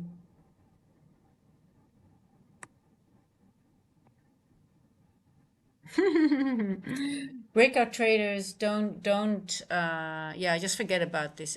Just forget about it. Don't take, let it go. Just let it go. That one spike that it might give you, if you miss it, you miss it, you miss it. But just don't risk anything. I think it can spike up to here, but it's just one spike and then either or it slams back up. Look, we've got all these gaps that we're leaving behind all the time. Yeah, it's horrible. It's ugly, ugly, ugly.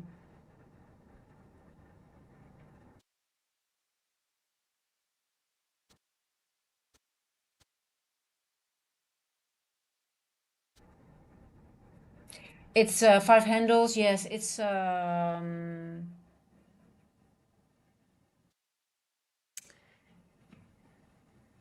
seek and destroy. London seek and destroy. So time distortion, the difference between time distortion and seek and destroy is time distortion doesn't take out short-term liquidity.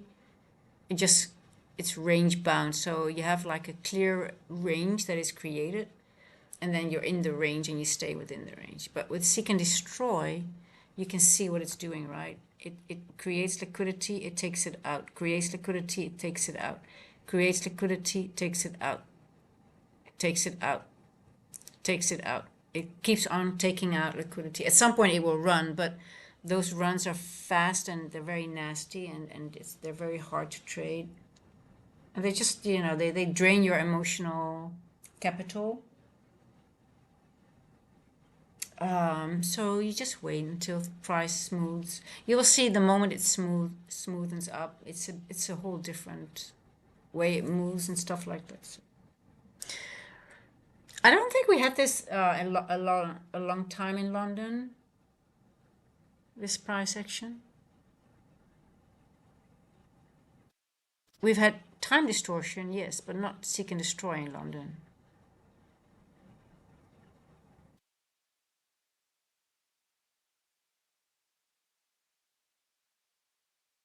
See, back into the range. So this is scalpers heaven. Who's scalping this? I mean, there are people that are good at this, but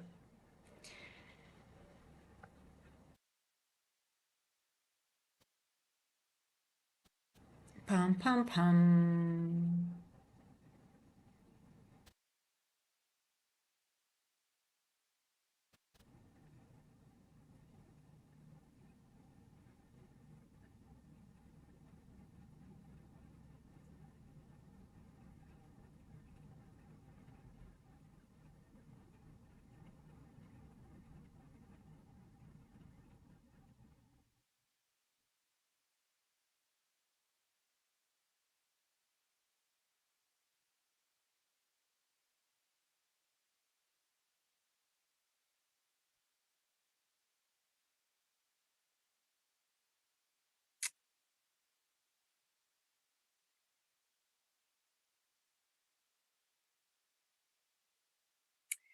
Scalpers heaven. I think it's still difficult as a scalper. I mean, oh, hello, Gigi.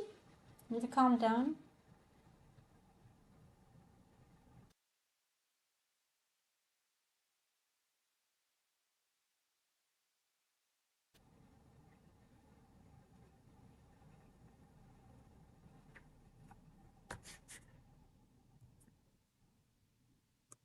It's the 9 minute. Look at the 9 minute. When the 9 minute is ugly, I love the 9 minute. But when the 9 minute is ugly, it's ugly.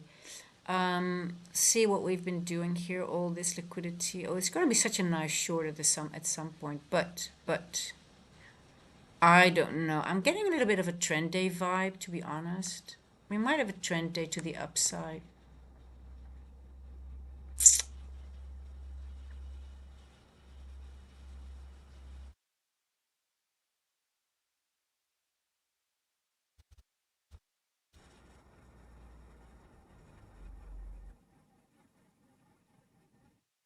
I'm starting to get trend day vibes. Who's with me? Let's do a new poll. Okay, nobody's going into this. People don't. People only want to talk about trading. That's. I'm gonna delete this one and Q&A.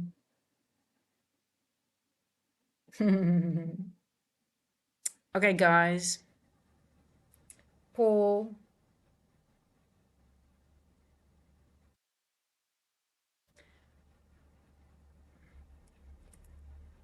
All times high today. Let's keep it.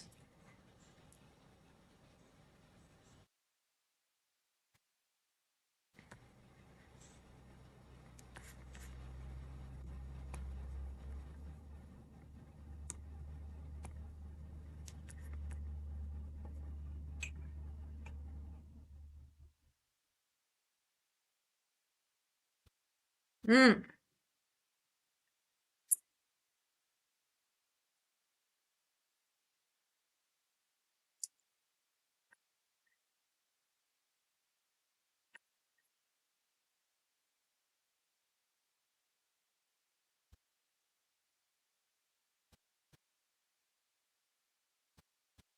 this just doesn't look bearish at all. This looks ugly, but higher time frame, it just seems to be. Um, 1 hour. It seems like it wants to distribute at some point, right? It seems like it wants to explode to the ups. It looks to me like it wants to explode at some point.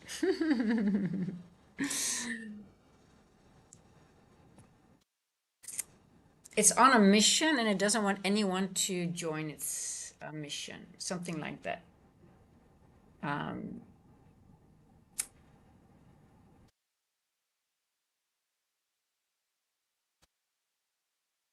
yes, I'm already profitable. Yes. Where I'm at in my journey, but I'm still on my journey. So it's actually funny. It's a question I've been thinking about actually this weekend because I'm moving forward to my next phase, which is getting better at larger trades and talking about now 200, 300 plus points. But something that I've noticed last week is that instead of FOMO, I feel more, I am actually feeling fear sometimes, like especially when I have my analysis is correct. I, it feels like almost like I don't think I can be right, or it's like, yeah, am I really reading it correctly? Am I really understanding what the market is doing? And I don't know, Anna, if you were here last week, but I had some pretty badass calls, and they were almost literally. I don't want to say to the tick, but the areas was right. And I did the same on Friday. I literally called the turtle soup. Just I knew that the low was in for London for the New York session. Also didn't enter. Well, I literally called the range. It's sort of and it's the weird thing is it's the low risk buy. It's the low risk buy area of a market maker model. So that means if you enter there, you put your stop loss at the low, it's low risk. Why? Because your risk is so small.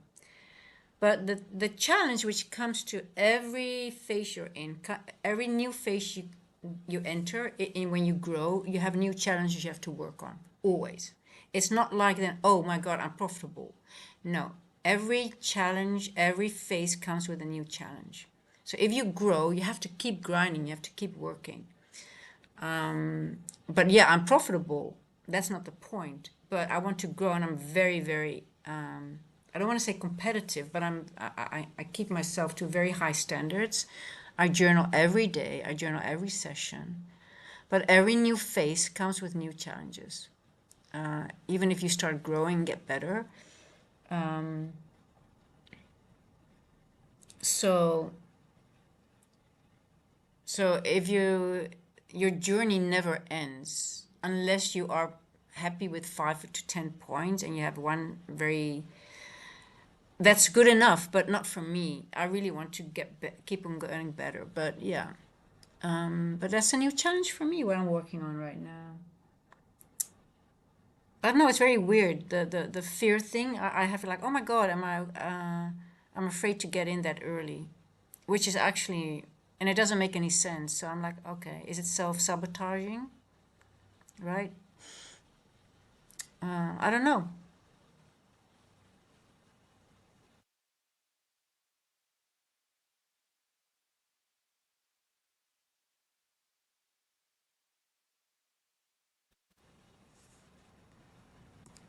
Who has experienced the same thing? Like when you start growing, it's exactly the same when I think most people can relate with when you are in the break even phase, right? You really grow and you get stuck in the break even phase.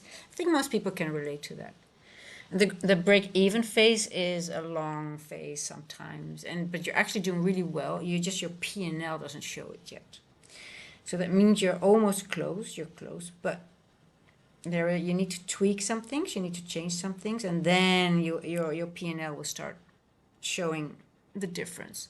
But the break even phase is sometimes the hardest, because you think, oh my God, I'm really growing, but I can't see it, and then people get frustrated. Yeah, I'm not drained. I'm not drained by it, but it's sort of like I was really wondering, like, what's going on with me? I'm really, my analysis is so, I'm seeing it, I'm feeling it, but why I need more confirmation, which is not really a bad thing, but it's not good for my risk reward.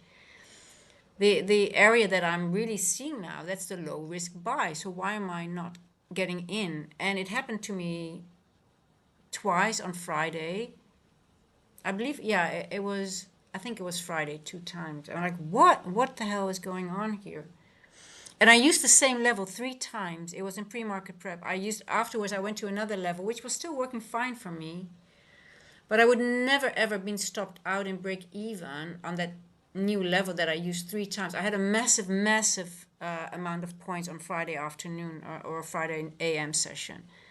But I had to go in 3 times because I knew what was going on. I could see the bullishness, but it was sort of like retracing back all the time, and I used that same level. But if I would have used that other level, I would have positioned myself there, because I knew that I said it, the low is in of the New York AM session. The low is in, and I would not have had that issue. I could have positioned myself a little bit better, and then, would never be stopped out the whole day.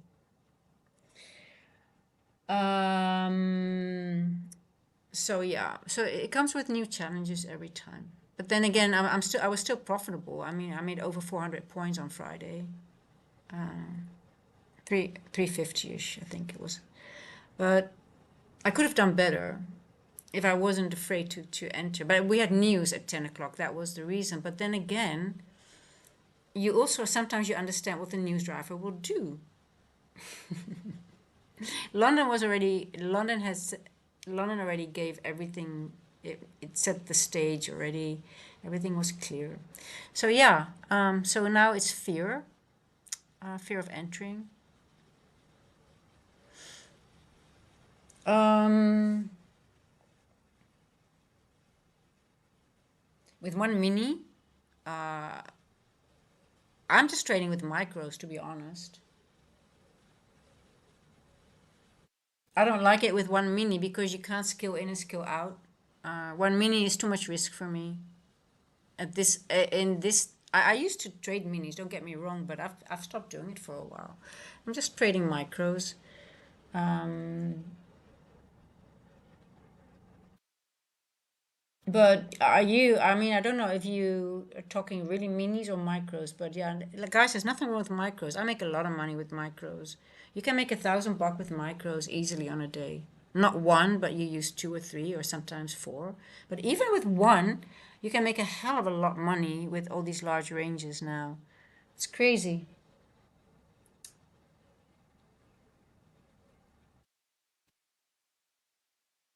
Yeah, so structure, same here. Mental fatigueness comes with scaling. Um, well, mm, it is a bit more work because you have more entries and exits to think about. But if you have a pre-plan with levels, then you just follow the plan. So then it doesn't really drain you that much. If you are doing it while the trade is forming, then it might be a little bit draining. But for me, it's if I'm scaling in and out, I've got my levels already set. My levels are literally, I draw them they are on my chart already most of the times, or I have them on another chart. So I know exactly where I want to. I already say it when I'm in on stream. I say, okay, this is my level where I want to enter. This is my TP. And most of the times, my levels that I use in between are also already, I have them clear or I have them written down already. But yeah, I try to have everything planned out as much as possible.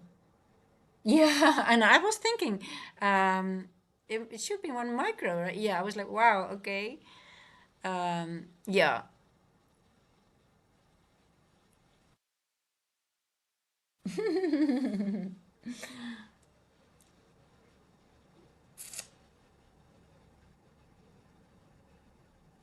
But yeah, guys, the journey never ends. And you have to like it, to be honest. You know, going this weekend, I spent some times in the charts as well. Okay, what did I see? What did I miss? What went wrong? Okay, let's see, guys. I think we might have a move to the upside. I wouldn't dare to trade it, to be honest. Now, I do feel a little bit of fear in the sense of like, yeah, I don't trust it too much. Um,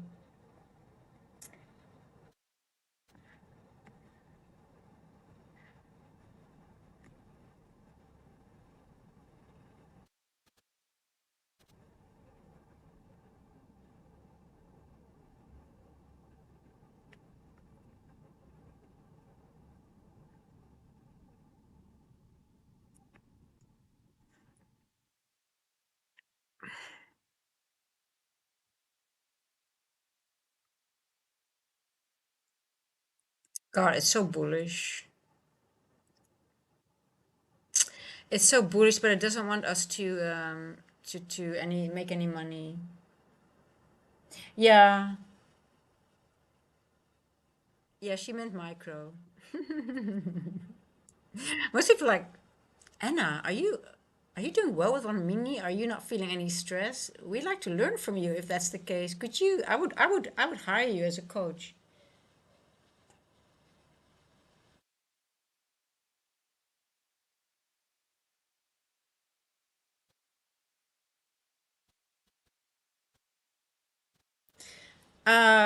Again, deliver France. I don't think that whole deal. I mean, we've been bullish with the war, so I'm just.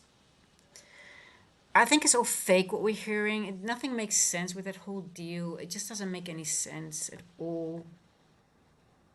And we haven't been bearish since the whole war actually started.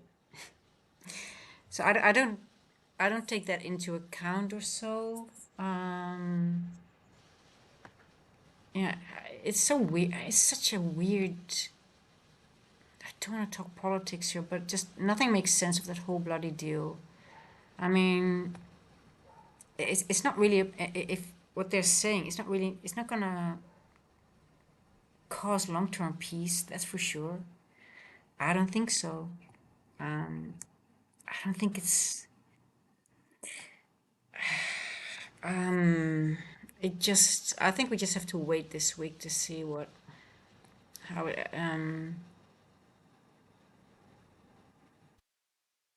Something's really weird. Yeah, I think it's just fake. It's just it is just tries to fake us out, thinking it's bullish and it's gonna rug pull everyone. Something like that. But it's not positive at all. And nothing's positive about what's going on right now. I don't think peace is the right word that's being used. Yeah,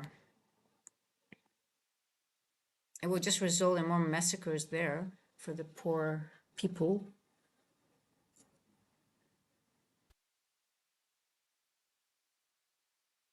It's almost worse than the Obama deal at the moment. But anyway, very disappointing. Very disappointing. I'm very sad actually about it.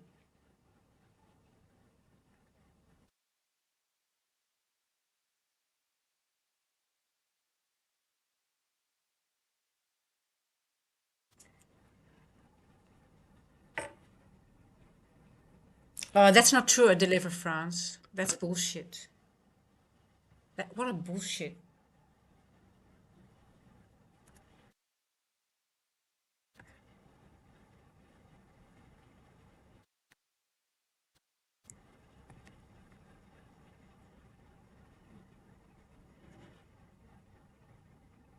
If you're being attacked by a country, you attack back. That's what you do. That's normal.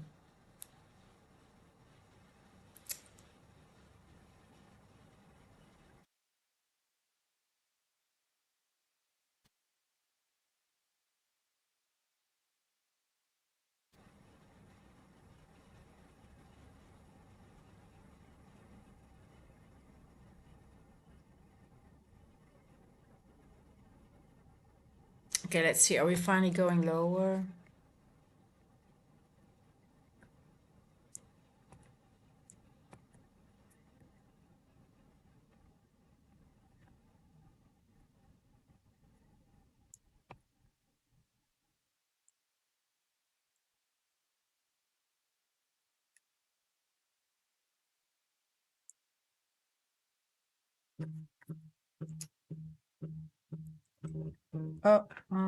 Scam, scam, scam.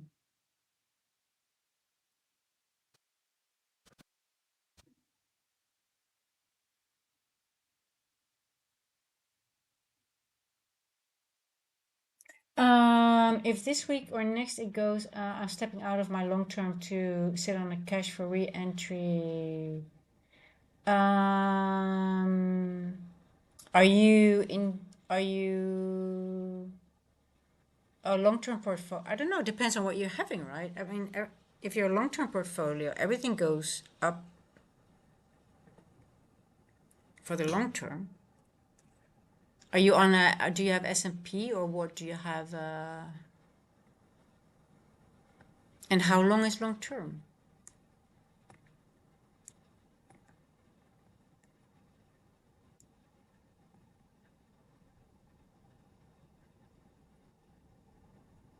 Yeah, Martijn, thanks. That's a good one as well. Thank you for that. Yeah, definitely. I agree with you on that one.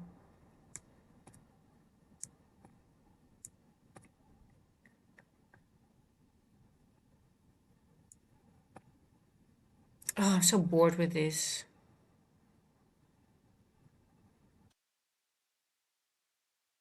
It's so boring. A mix of in my portfolio, in my retirement fund. Yeah, it's a hard decision to be honest, but I don't know. I think we're just gonna go.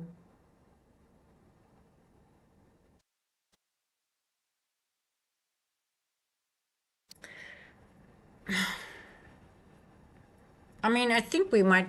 We definitely have a move to the downside at some point again, but just this.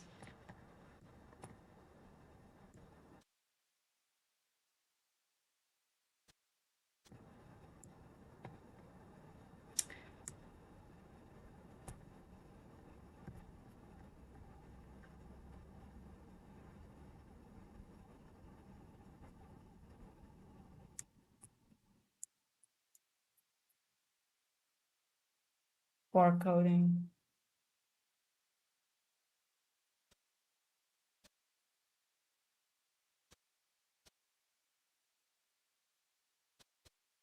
Okay, bye-bye.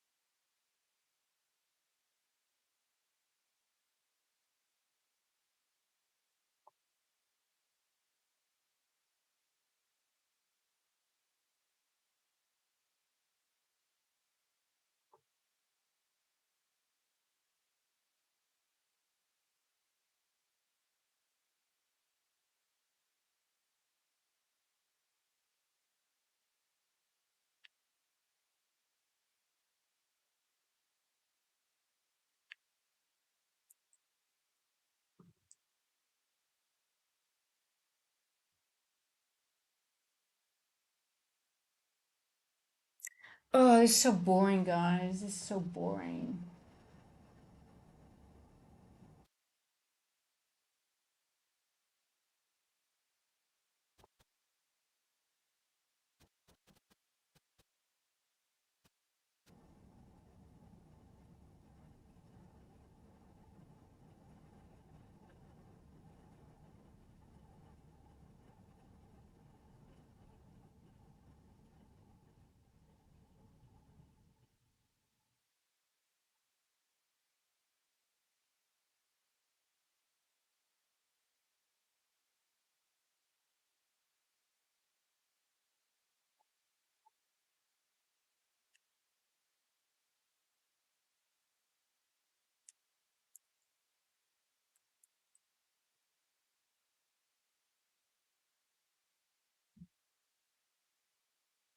Mm.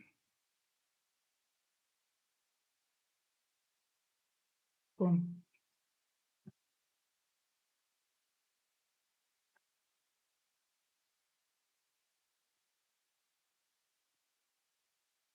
Okay.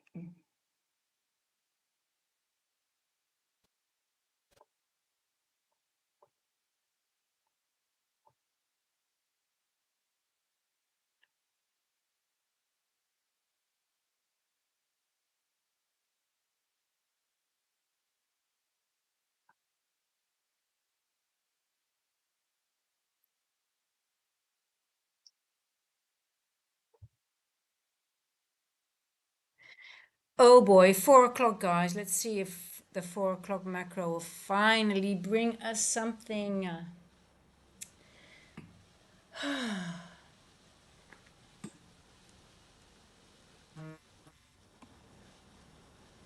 There we go.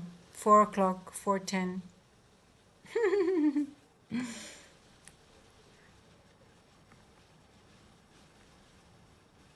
Here we go. Come on.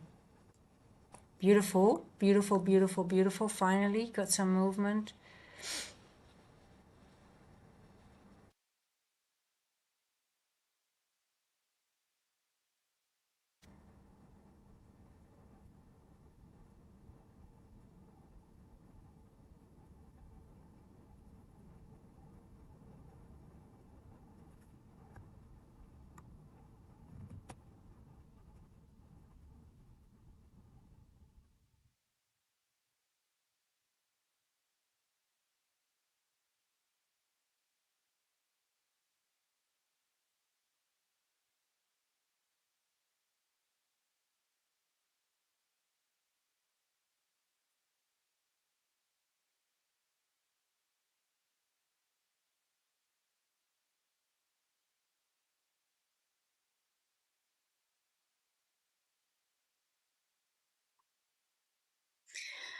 Okay, let's see. Now we finally have some relief. 2, 4.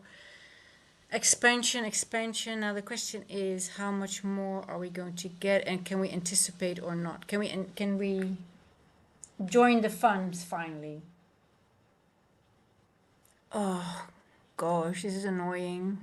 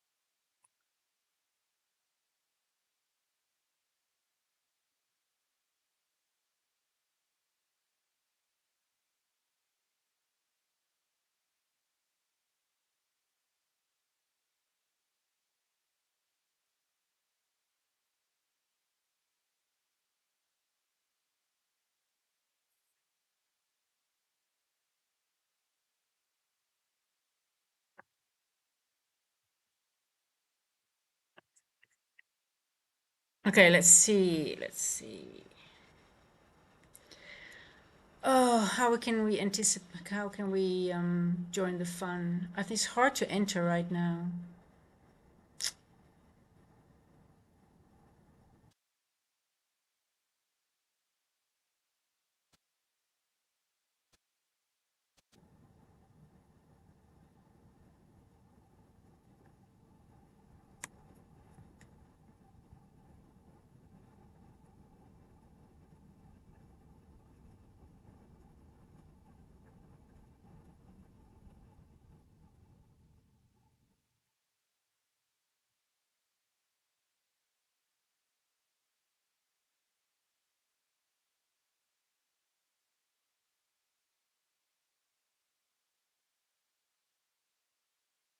Three,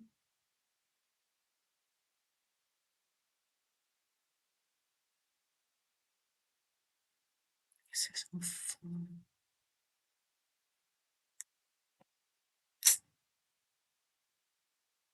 634.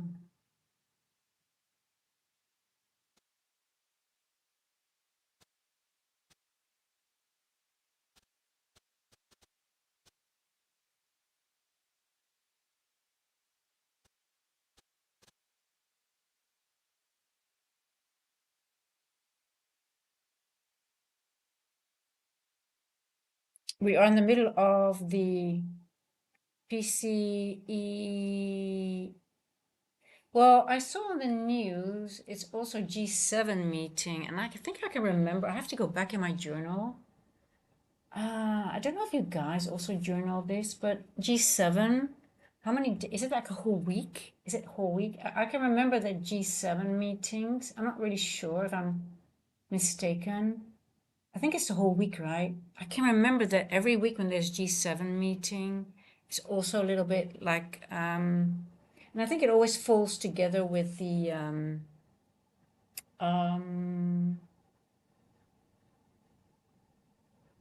G7 meeting. It was only 1 or 2 days. Oh, it was only 2 days. Okay, it's only 2 days, guys. So that's nice. It's only, so that makes sense. Tomorrow and today, and then we have FOMC. Yeah, I can only see 2 days. Okay. I need to go back into my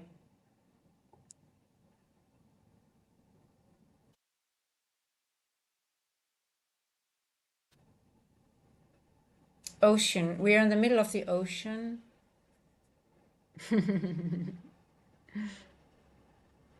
Well, I get seasick in the ocean, so I hope not.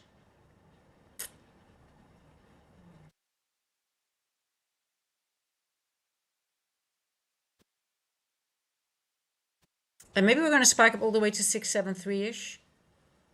Um,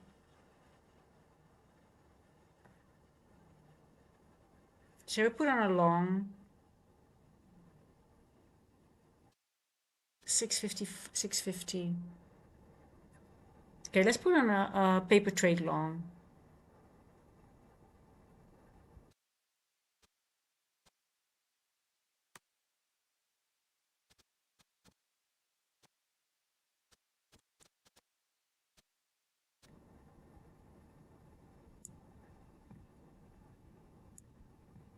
Yeah, this is gonna be it. I think we can go all the way up to 650, but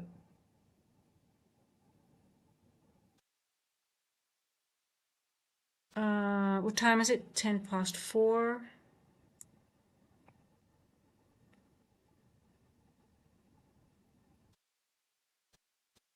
And the next one will be somewhere here, I guess.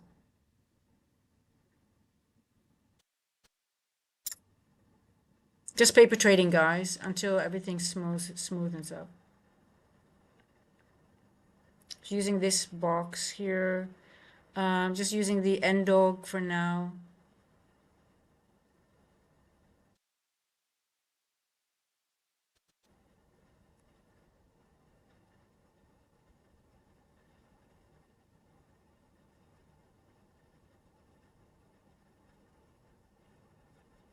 I think the trend. I think it's a trend day today.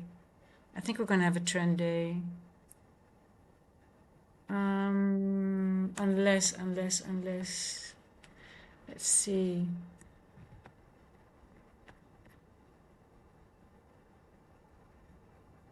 And we're using this order block.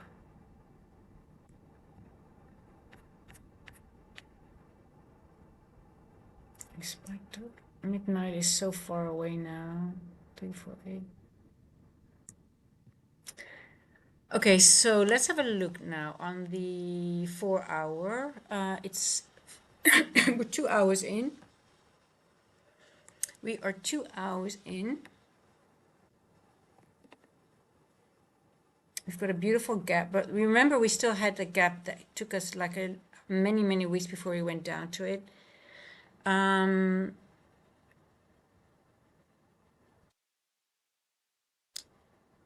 Do you think this candle will go into one of these ranges now? I don't think so. I think we will either just spike up and create at least two fair value gaps. So that means I don't think that we will go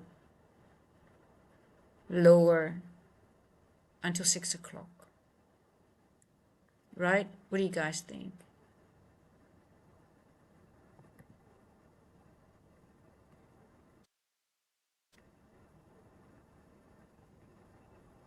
Oh, well, 690. I like that. Yeah, I still like the 690. It's also the midpoint of this body's candle here.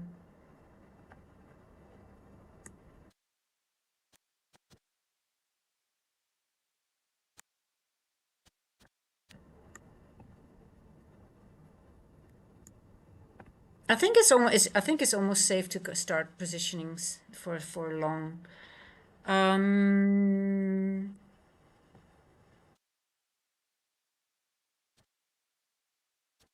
I think free market might be nice though. Maybe we we continue going higher. There might be like a wick. I think the manipulation move might be nice to the downside, but I don't think it's like a normal move to the downside. Just sort of like, oh,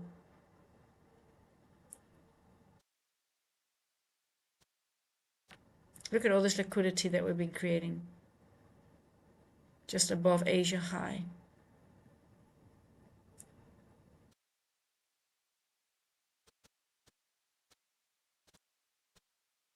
But are we going to see this today?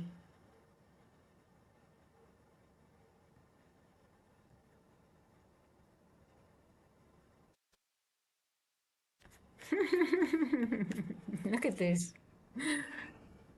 Look at this.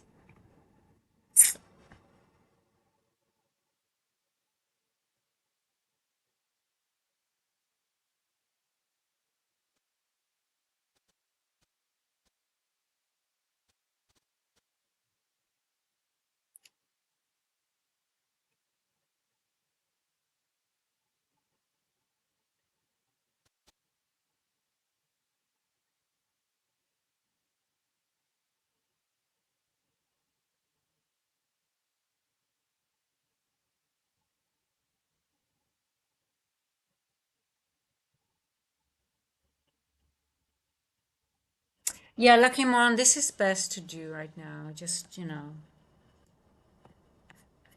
contract change, G7 meeting. In hindsight, it looks easy, right? It just looks like it's going up, but yeah, it's not easy to trade at all. I'm holding longs. Okay, where did you start? Where did you position yourself? I can't see the move to the down. I just don't see. I don't know. I'm just seeing only bullishness being sort of like consolidating. Consolid.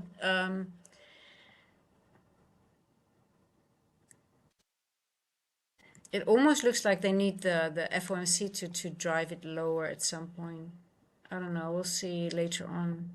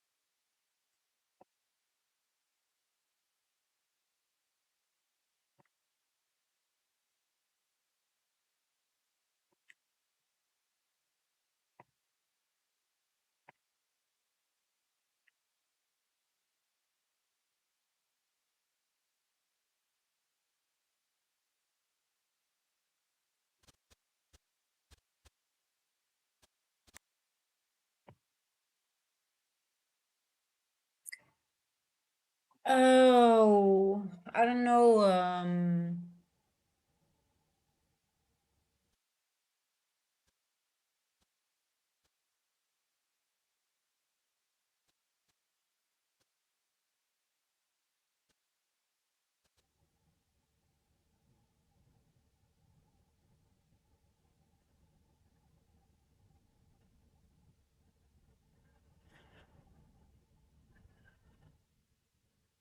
I'm just thinking about the whole week already. Like, okay, we've got a short week coming. We've got the first contract roll over. We've got FOMC.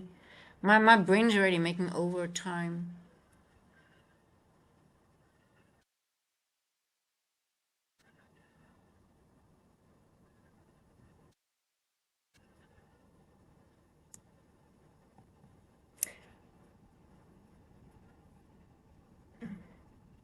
Yeah, I think the Rishi. Where did you get in on the long? I'm curious because did you position yourself right after the open or halfway, or what did you do? At I'm almost inclined to think that if it's a trend day, you can hold it until maybe even until 11 o'clock. But what if there's going to be a slam down? I think even I don't think it's so unlikely that price will go lower than even the 4 a.m. open at this point, I would almost say, but I'm just not 100% sure. But I would not be surprised if it's a trend day. So yeah, then your longs are going to be pretty awesome. But let's see if I guess we can know in a bit, right? If we start going lower, it might do it already now, maybe, I would say. If not, if it just keeps on doing the same thing, you're gonna have an awesome day. You might have really a good day today. But yeah, I like 650-ish, but so that's about 100 points from here.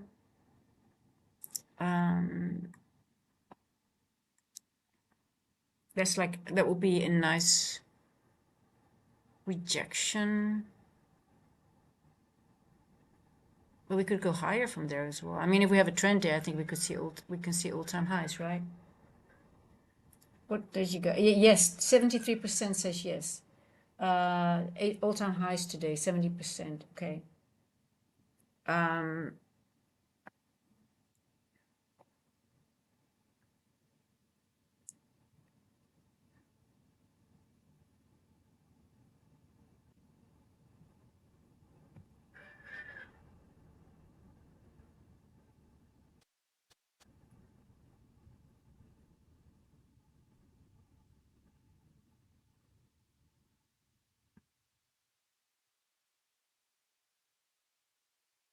There we go.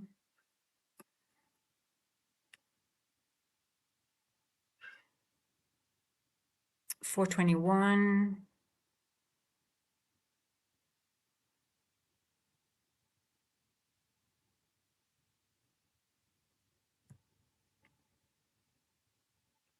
Oh, I'm so cold, guys. It's really cold here. I need to wear more clothing, I guess. Oh, I need to go outside to get warm. On days like this, it's so weird. I mean, it's just like see, it's not really cold, but it's just a little bit chilly because there's no sun today, and it has been raining a lot in the weekend, and it just gets a little bit colder in the houses. But outside, it's still nice, and I mean, it's probably warmer than in Europe. It's so funny that when I used to live in Europe, and what's the temperature in Germany, guys? For my German friends. So I don't think it's today is just 21 degrees here, but that's cool for us. We wear jackets, but in the Netherlands I would wear just a t-shirt with 21 degrees. But now I'm cold with 21 degrees here.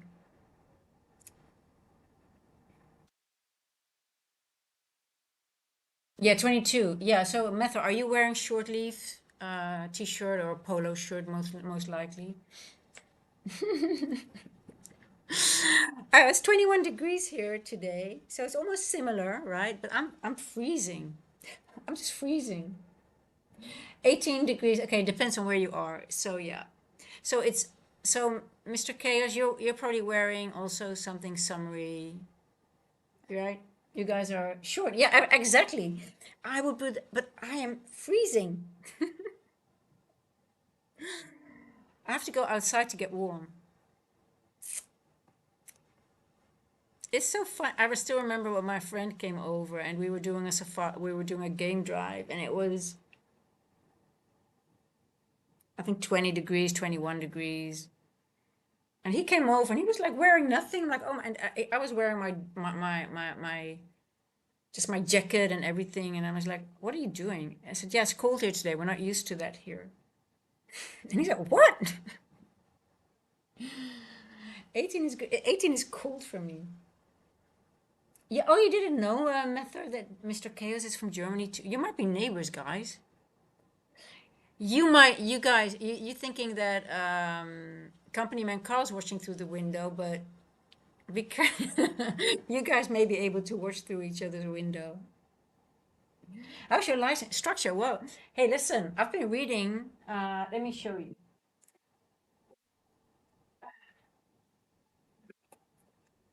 So I was. This is like the book that I have to go through. It's very boring. This is South African learner's license. I've got my Dutch driving license, but I need to get my South African. So I've been studying this weekend. So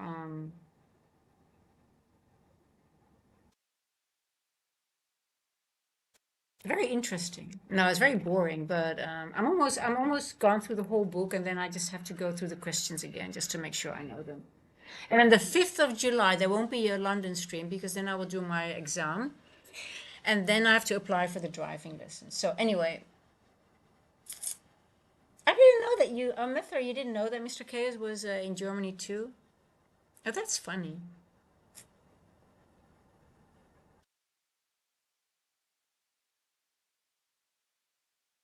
Oh, you convinced your daughter to get her license? How old is she? She applied for the temp. Okay.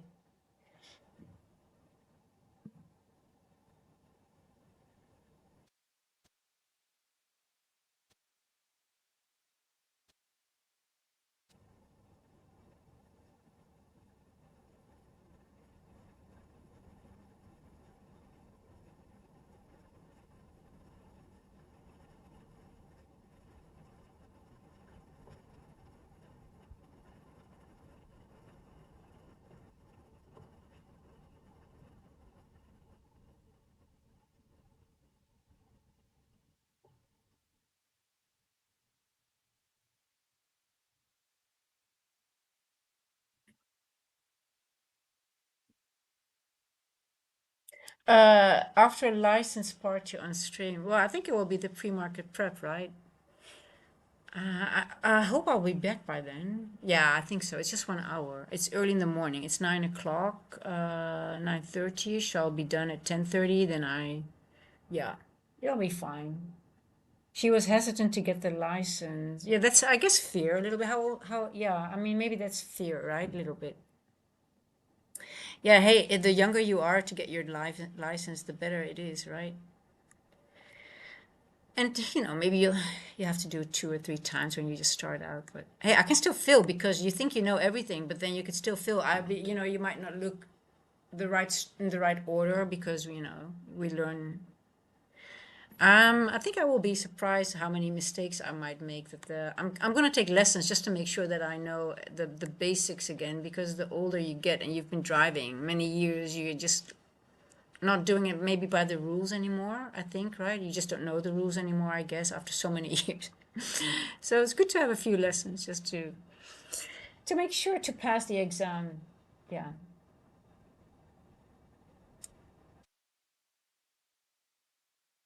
Yeah. Oh, there we go, guys. There we go. Let's see if 600 has been hit. So that's the end dog, right? Let's see if the end dog is being hit. And then I think we could maybe, let's see what happens. If it blasts through it, then we go all the way up here. We go for the next level. I like it. Okay, there we go.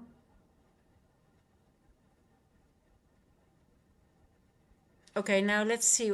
We could get a reaction. I might see if we get a move to the downside. I would like to position myself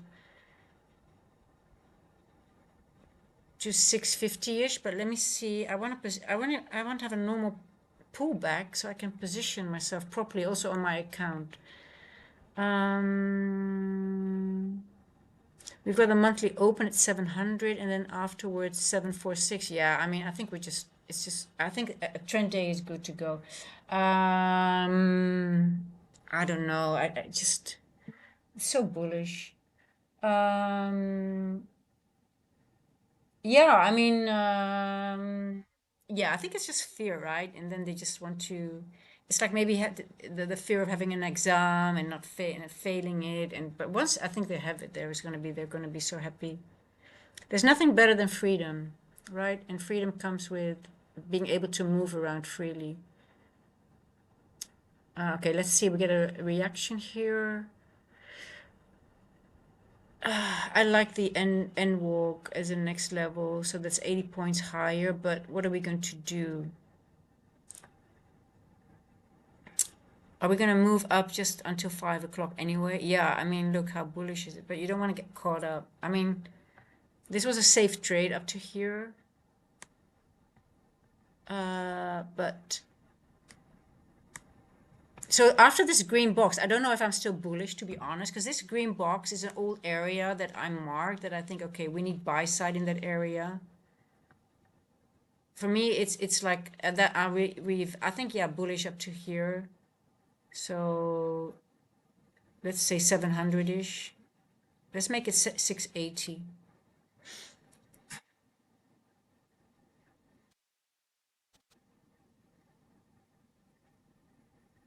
But the question is, are we gonna go lower from there? Because this could be considered a bearish order block as well.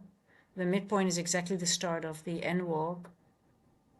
So we could get our retracement back into that range here after that level, and then maybe another leg up afterwards. I can see that happen. So up, down, up, something like that. What do you guys think? LMCA, I would not just, I am not a person that thinks I'm just going to sell. I need confirmation. I need, I think 15-minute change in state delivery or market structure shift. Maybe even, I don't know if, yeah, 15-minute will be after such a large move. I would really want to see higher than 5 minutes, I would say. I would wait for confirmation, not just like, oh, I'm just going to sell the end dog or whatever. No, you don't want to be like, oh, I'm just going to sell the end dog, or you want to have logic behind it. Like, what's the objective of the market? What is it doing? Does it want to go higher or not? It doesn't mean it because it's an end dog, it might change, right?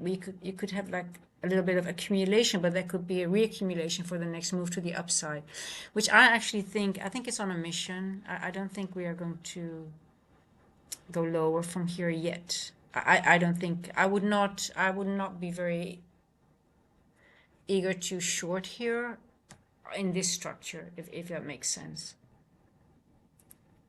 I would like to either short here, but wait for confirmation when it's there. Or wait, if you are just not sure, you just wait until we retrace in one of those fair value gaps that we've been creating, and then maybe go for a long, right? Something like that.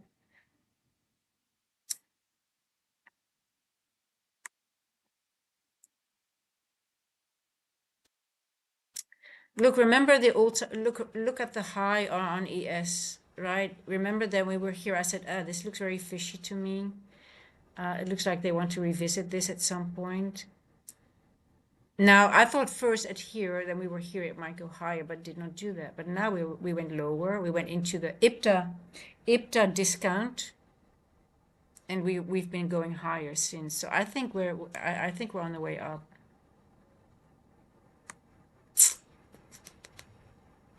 Yeah.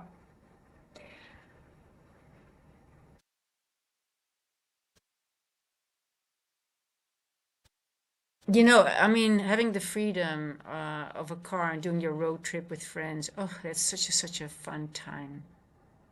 Your first car, little bumper, you bump into something. Not so fun, but it will happen. Best to do it with a rental. I did my first little accident was in the USA. I remember Hollywood Boulevard. Oh my God, I got in so much trouble almost. Um, a rental. I never had a large accident on with my own car, only with rentals on holiday. That's how I learned, I guess.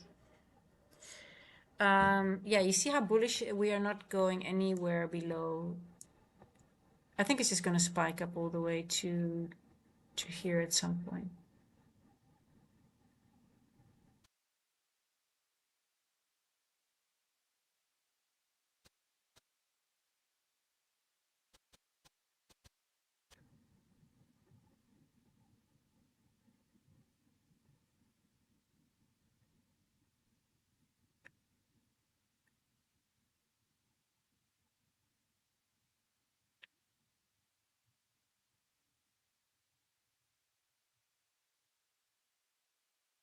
And my wife says he is gonna cost more, insurance and car, but still my heart is so joyous. Yeah, I know. I love road trips. I love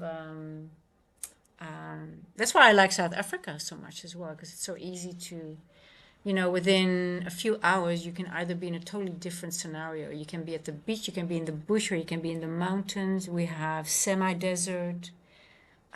It's just so diverse, right? cities. I mean, I'm not too crazy about cities, but it's still nice to sometimes go in the city. But just driving, and I can literally go through different climates. If I drive from Hoedspruit to another area, I can go from really hot to really cold and then back to heat. I like that when you have these changes very quickly. Okay, let's see, guys.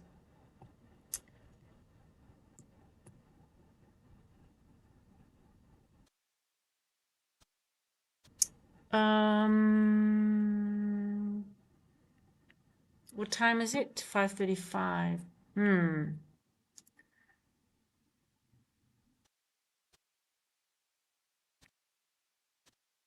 Still bullish. Yeah, I really like that 650 level, 652 and higher a little bit. But when?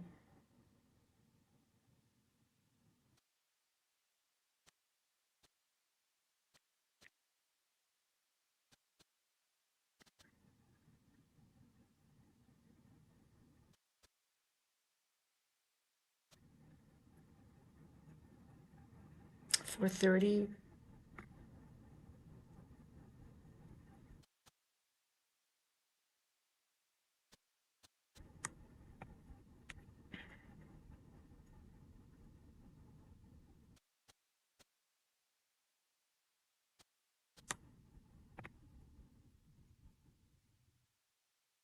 Lightning struck the World Trade Center. Did it? Is that news? Is that really true?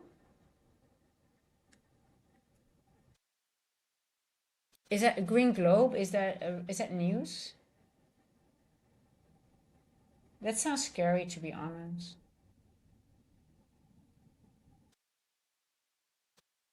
Is that true? Let me Google.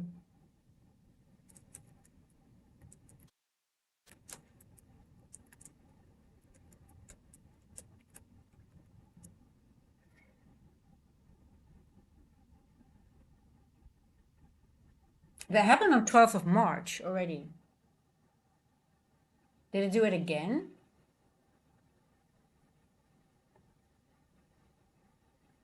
2 hours ago, I see a bolt lightning seems started when the building is hit by lightning. Oh, it's been hit 31 times per year. Okay, it's quite normal, obviously. That's horrible. That's scary, by the way. It says here it happens about 31 times per year. Damn. I don't want to be in it because it's so high, right?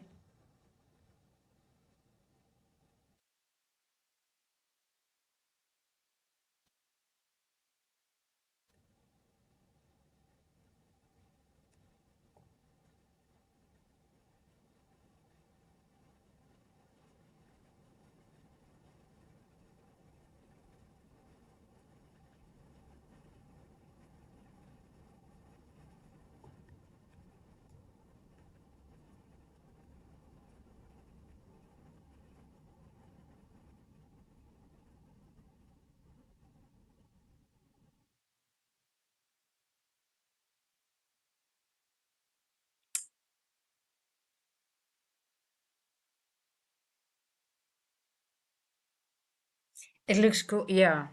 Well, I guess the other buildings feel safe because we have these things, especially with those houses, especially in the bush where they have these thatch houses. You need like one of these things that are higher, so the light, if there's lightning, that it deviates the lightning towards the pole. Yeah, it's sort of normal here that we have these things. But I am also living in an area where there's a lot of lightning and thunder just in front of me, and sometimes it hits the. I can hear it hit really nearby, and apparently there is an area here nearby where it goes a lot of the times to the same area. It's crazy. It's a little bit scary sometimes when it feels so close and so loud. It's like the gods are fighting or something.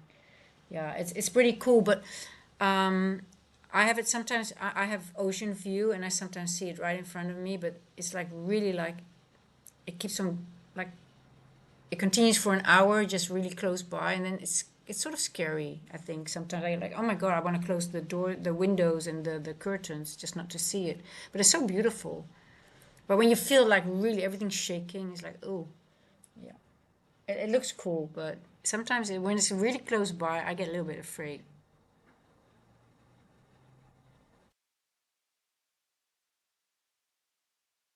I think the next macro we can see it go up here. I wouldn't be surprised.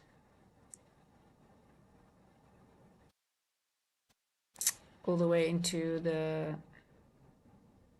677. See,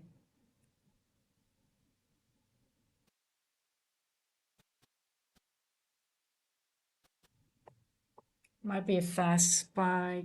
It's definitely on a mission. You can see it, it's sort of like 677, 6.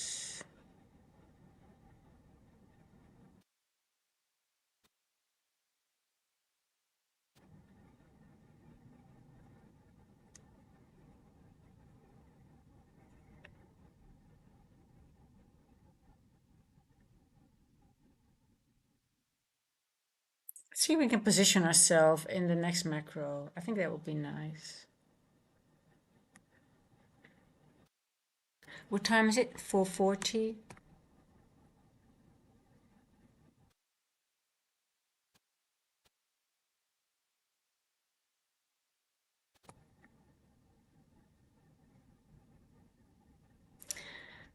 Monthly open also is right above us at 705-ish. So I wouldn't target that yet because a lot of the times they would go for a little bit lower and then they would reverse.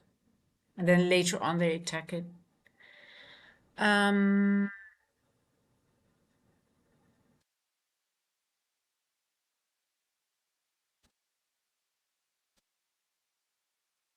I'm gonna position myself for another. Oh, hold on. I don't want to. What's going on? Just give me. Why is it not showing?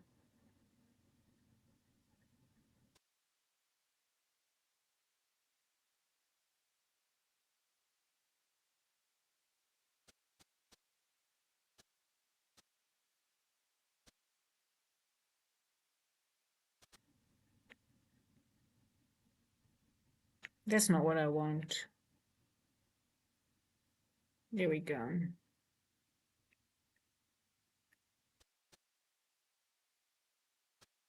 678. Stop loss goes. I would do it below this here.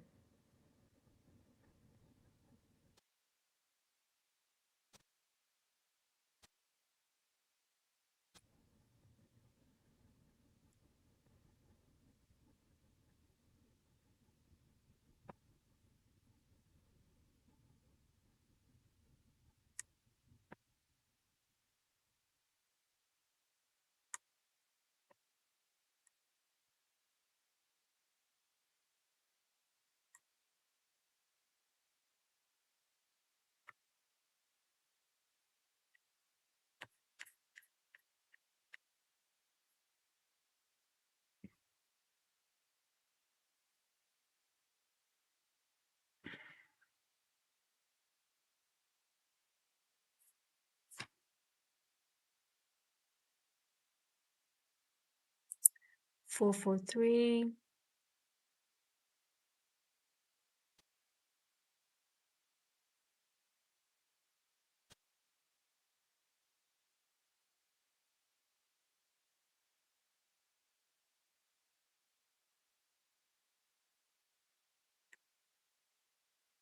I will put it a little bit lower just to be not to be stopped out in this order block here. I don't think we have any valid order blocks here though. 15. Could easily retrace back here and then go higher. It's possible.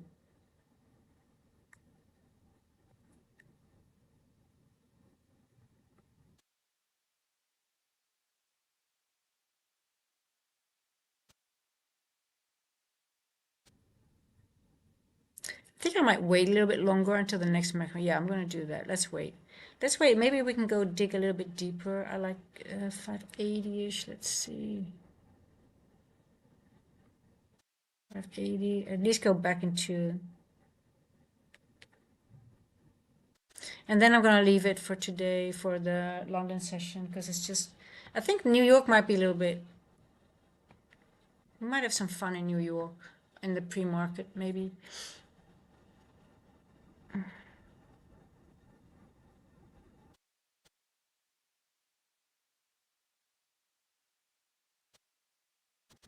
Might a nice short coming.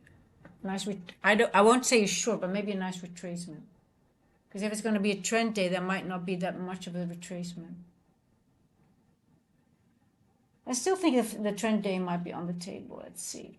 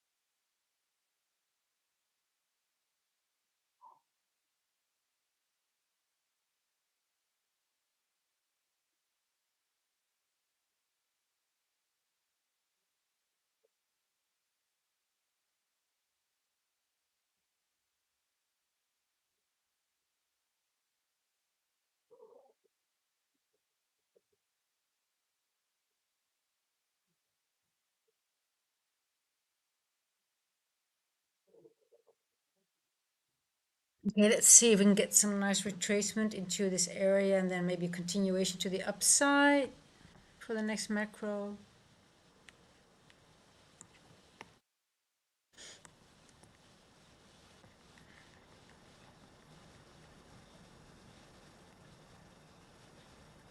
$7.16.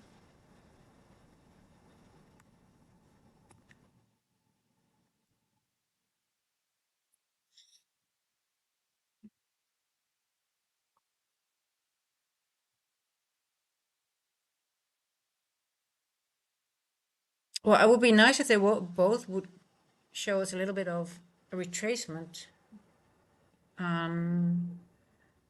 But, but, don't know if we're gonna get it. Would be nice though. It would be nice. It would be nice to get some. Go in here maybe and.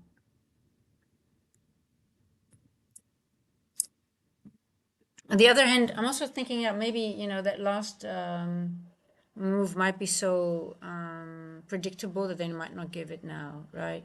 Because you're like, oh, let me just position myself, and then it's not going to do it because. But 5 o'clock is a nice time for a reversal, so let's see. Or retracement. Let's see.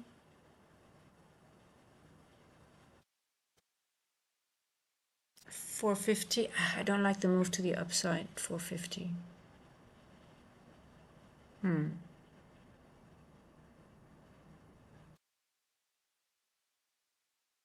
We might reverse here already.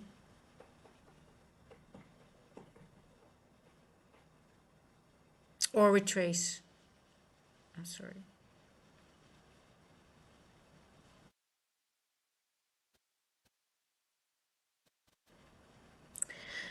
I'm gonna go to the 30 seconds here. I am going to the 30 seconds. I need a little bit more information.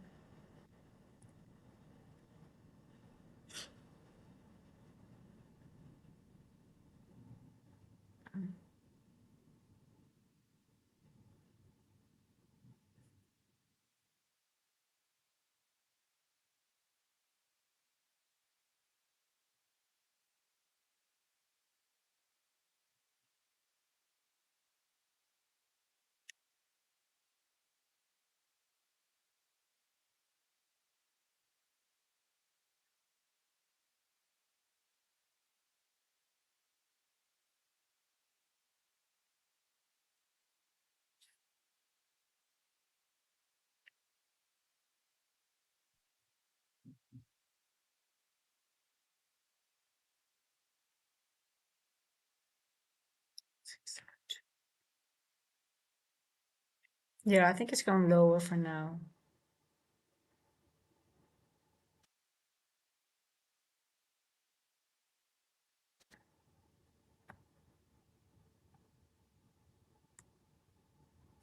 I'm not too interested in a short. I would rather let it just go a little bit low and position myself for a long again.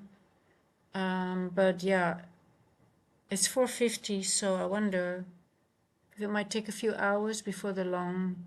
We might accumulate a little bit more.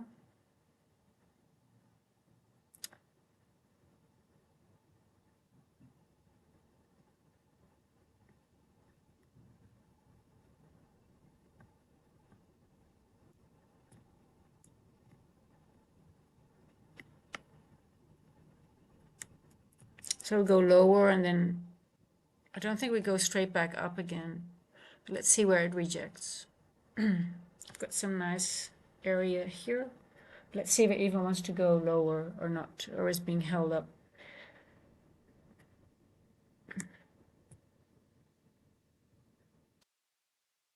ES is a nice order block, which could hold. Let's see.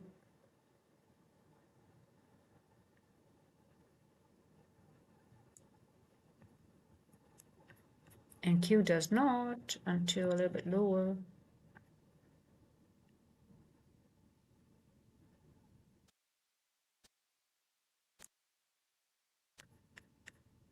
Let's see, 581.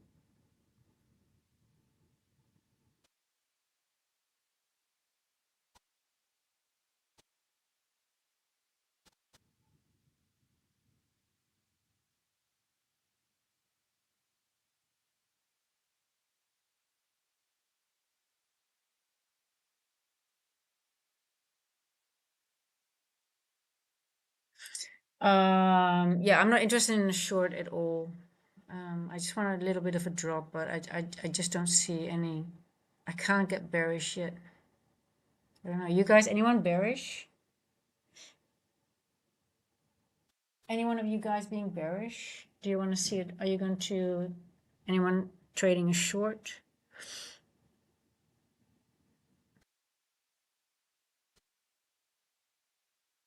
I think I'll be bearish somewhere when this green box is being filled. But anyone bearish here?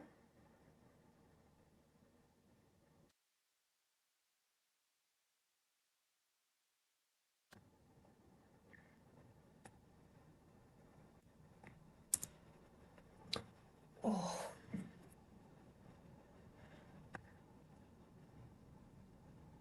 425. See, that's so interesting. On the 5 minute, we created a fair value gap at 155, and we did not create literally. We did one here though. Yeah, we actually did, but 240. And then after 240, there hasn't been any until 425. There hasn't been any 2 hours, 5 minute fair value gap after 240. So there's no fair value gap here at all. These have been all, this is like a reclaimed fair value gap, right? We kept hitting it, hitting it, hitting it. Here, there was no body closure below. Oh, here a little bit, yeah. We had a little gap here. Oh, there's no body closure here because there's a gap here.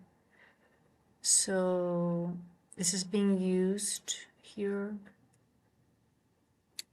Still waiting. Yeah, for me also, it wouldn't be a short at all. But hey, it could slam through all these levels. Look what we have been building up liquidity though, but it would be a little bit weird to me to do this at this point. But hey,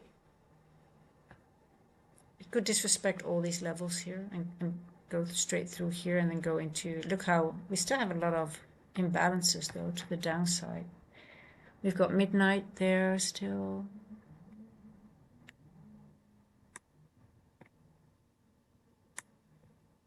Oh, I'm so cold. Let's watch ES.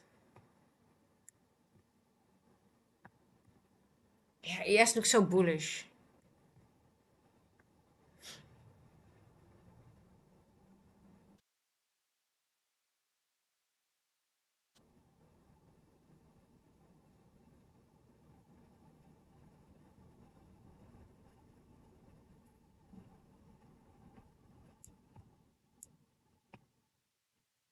Oh, I'm so cold.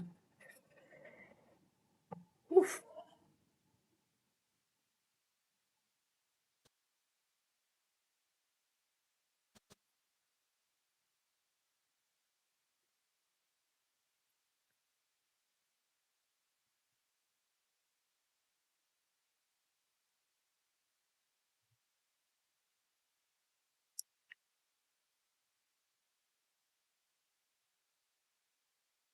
I actually like to buy this area here. Let me see. I actually want to get. I'm almost interested in getting long on ES.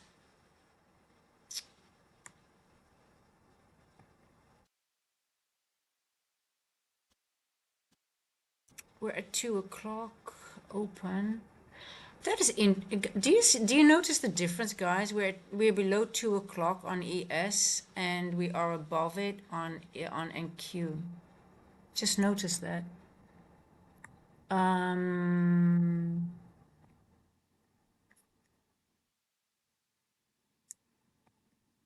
That would indicate bearishness, but the structure is so bullish.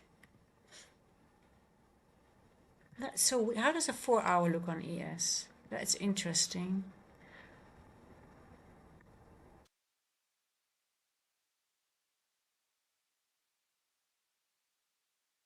Oh, this makes sense. Okay, I get it. It's just forming an order block.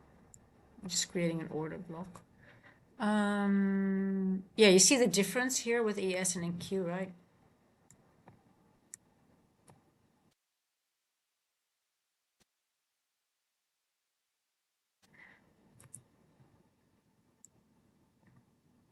You can see on the 4 hour what the difference is.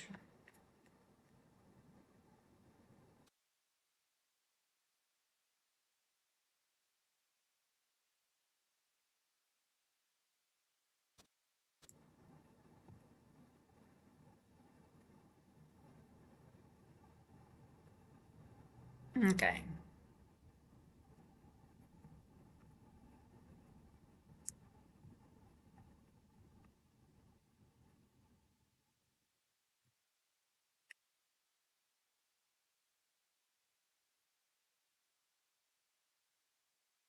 me see, we can hit this level here. Oh,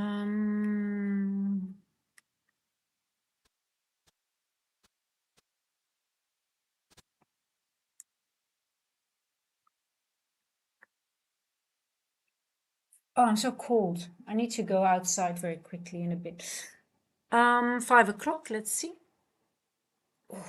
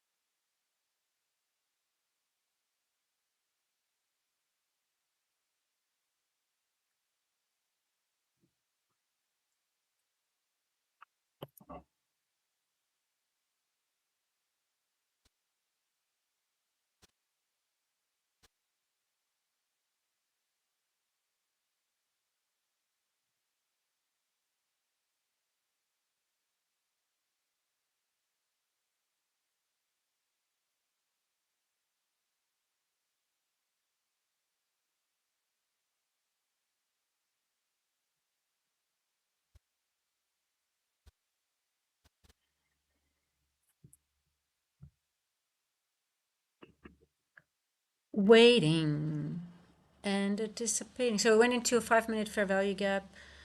Let's see. And ES already going back up. Let's see what NQ wants to do. I don't want NQ to go lower than that level.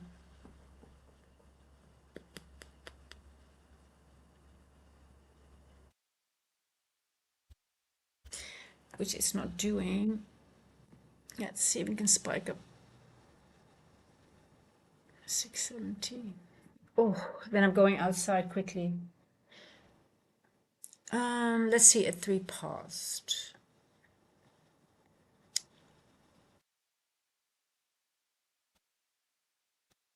Come on.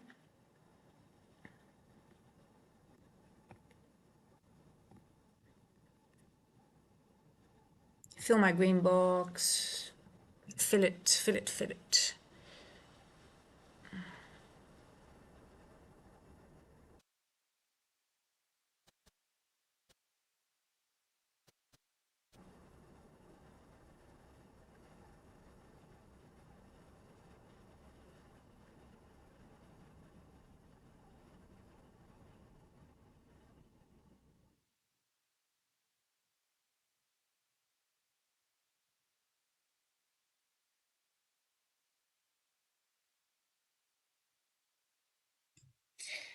Pum, pum, pum, pum, pum.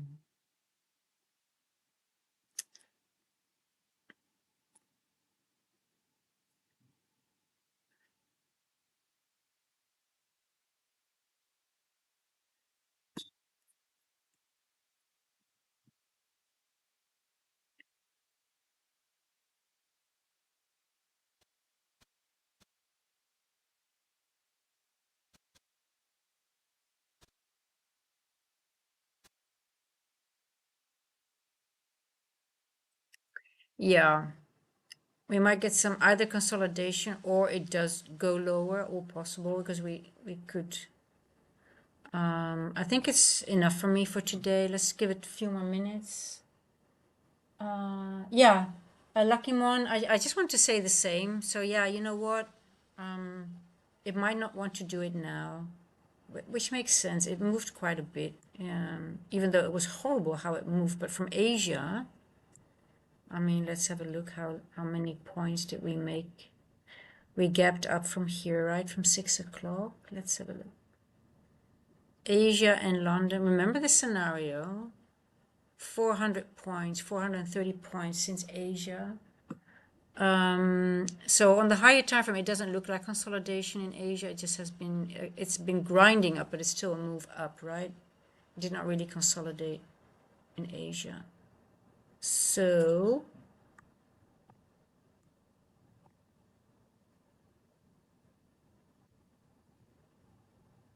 it actually grinded upwards above Asia high. So yeah, Asia has not been really giving us a nice accumulation. It's just been going higher, I guess. Are you moving? Ooh, it's so cold.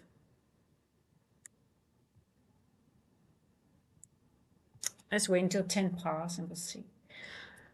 So I think pre-market prep might be nice. We might have more, obviously we have more information by then, but a short would be nice, or positioning ourselves for, if it's a trend day, maybe for the trend to the upside. Let's see.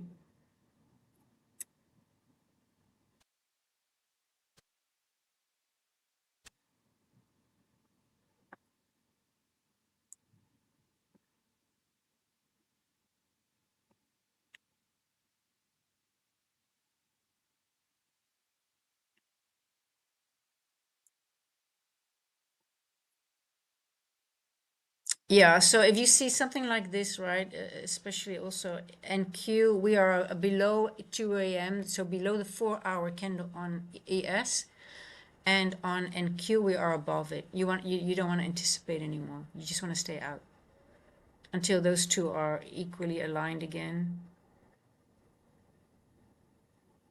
Yeah, I don't like that. Also, what I don't like, you see how these opening candle prices, you see they are equally. They are literally, I think there's the same amount of price in between them. Let's see. 750, 15. You see how they are equally apart from each other?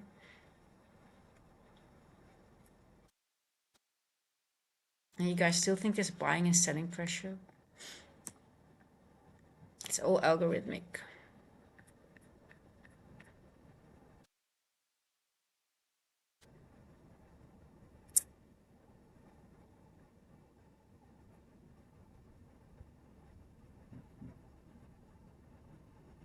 I mean, you can use SMT, but sometimes it's not as, this price action tells you that it's not really, SMT does not work all the time. It's an extra confluence, but in situations like this, I don't use it as much.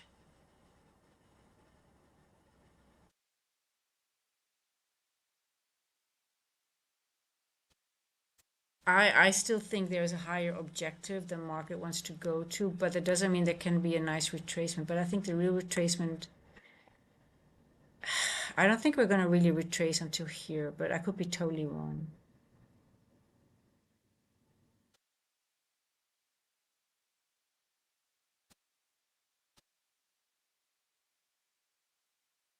But yeah, and also like I said, for me, I don't care about SMT if there is if ES and NQ are decoupled. I don't care about it anymore. For me, it's just I have to wait until they are coupled up again. They are, like say, for both have, for example, prices below the 2 a.m., below the opening price of that 4-hour candle. So if not, it's going to be very tricky, manipulative. You don't know which one is the one that's being manipulated. I would for me, it's just a waiting game then until I see those two being aligned again. Then you can use you only want to use SMT when they are correlated. but not when they are uncorrelated. Then the S&T is false. It can just trick you into a wick to the downside and then go back up again, for example. So yeah, look, for me, if I look at ES, it looks pretty bullish to me, even though it's like wicking into that 2 o'clock continuously. So like it doesn't want to go over that 4-hour candle, but it could spike. It's like very spiky, and it might just suddenly move without, you know, nothing works 100% of the time. You have to have your if-then statements. When does your SMT work? When do you apply your SMT as an extra confluence? It's an extra confluence you want to use. You don't want to use SMT just as a one thing. Oh, there's SMT, so I'm going to take my short or my long. It's an extra confluence. But you need if-then statements. And for me, one of those things like, yeah, if I see these differences between MNQ and ES, I'm very cautious. I don't want to engage at all until maybe I see price really going up here. Yeah. Okay, guys, I'm going to leave it. Price is not really, I just don't like it, how price is behaving. I think I just don't want to, the longer I stay, I just get tired of watching this, to be honest. I'm looking forward to the pre-market prep again, just to see if we have a better, if everything is just a little bit clearer. Price action has been, if there's just more information that we can work off and hopefully position ourselves either long or short. At this point, I don't know. We'll see what happens in the next few hours. But then again, you know, there's just more information. And maybe I hope that NQ and ES are, the price action is below the same amount, around the same area, or just it's not one is above 2 o'clock, one is below 2 o'clock. And especially 2 o'clock is a 4-hour opening price. That's an important price for me because I always look at the 4-hour candle. I try to trade the 4-hour distribution. Now, I don't manage to do so properly in New York a lot of the times, but I try to in New York. But I just don't like it when, especially the 2 o'clock open price, when I see a decoupling there. Yeah, so I just want to be careful. Okay, guys, I'm going to leave it here. I need to warm up a little bit. I need to go outside to go into 22 degrees outside because then it's nice and warm, but not inside the house. The houses are made for cooling here. So if it's 22 degrees outside, it is 15 degrees inside. Thank you, Luckymon. I appreciate you guys and you. So, okay, I'll see you guys later. Pre-market preppers, I'll see you later and see you guys next day tomorrow in London again because it's just only Tuesday then, and we still have until Thursday. So I think I'll still stream on Friday because we still have London to go. But we just have to be aware that most of the interesting part will be done on FOMC, and Thursday we have to consider it as a Friday New York session then. So yeah, structure, you too have a wonderful day, and I'll see you guys later. Ciao, ciao.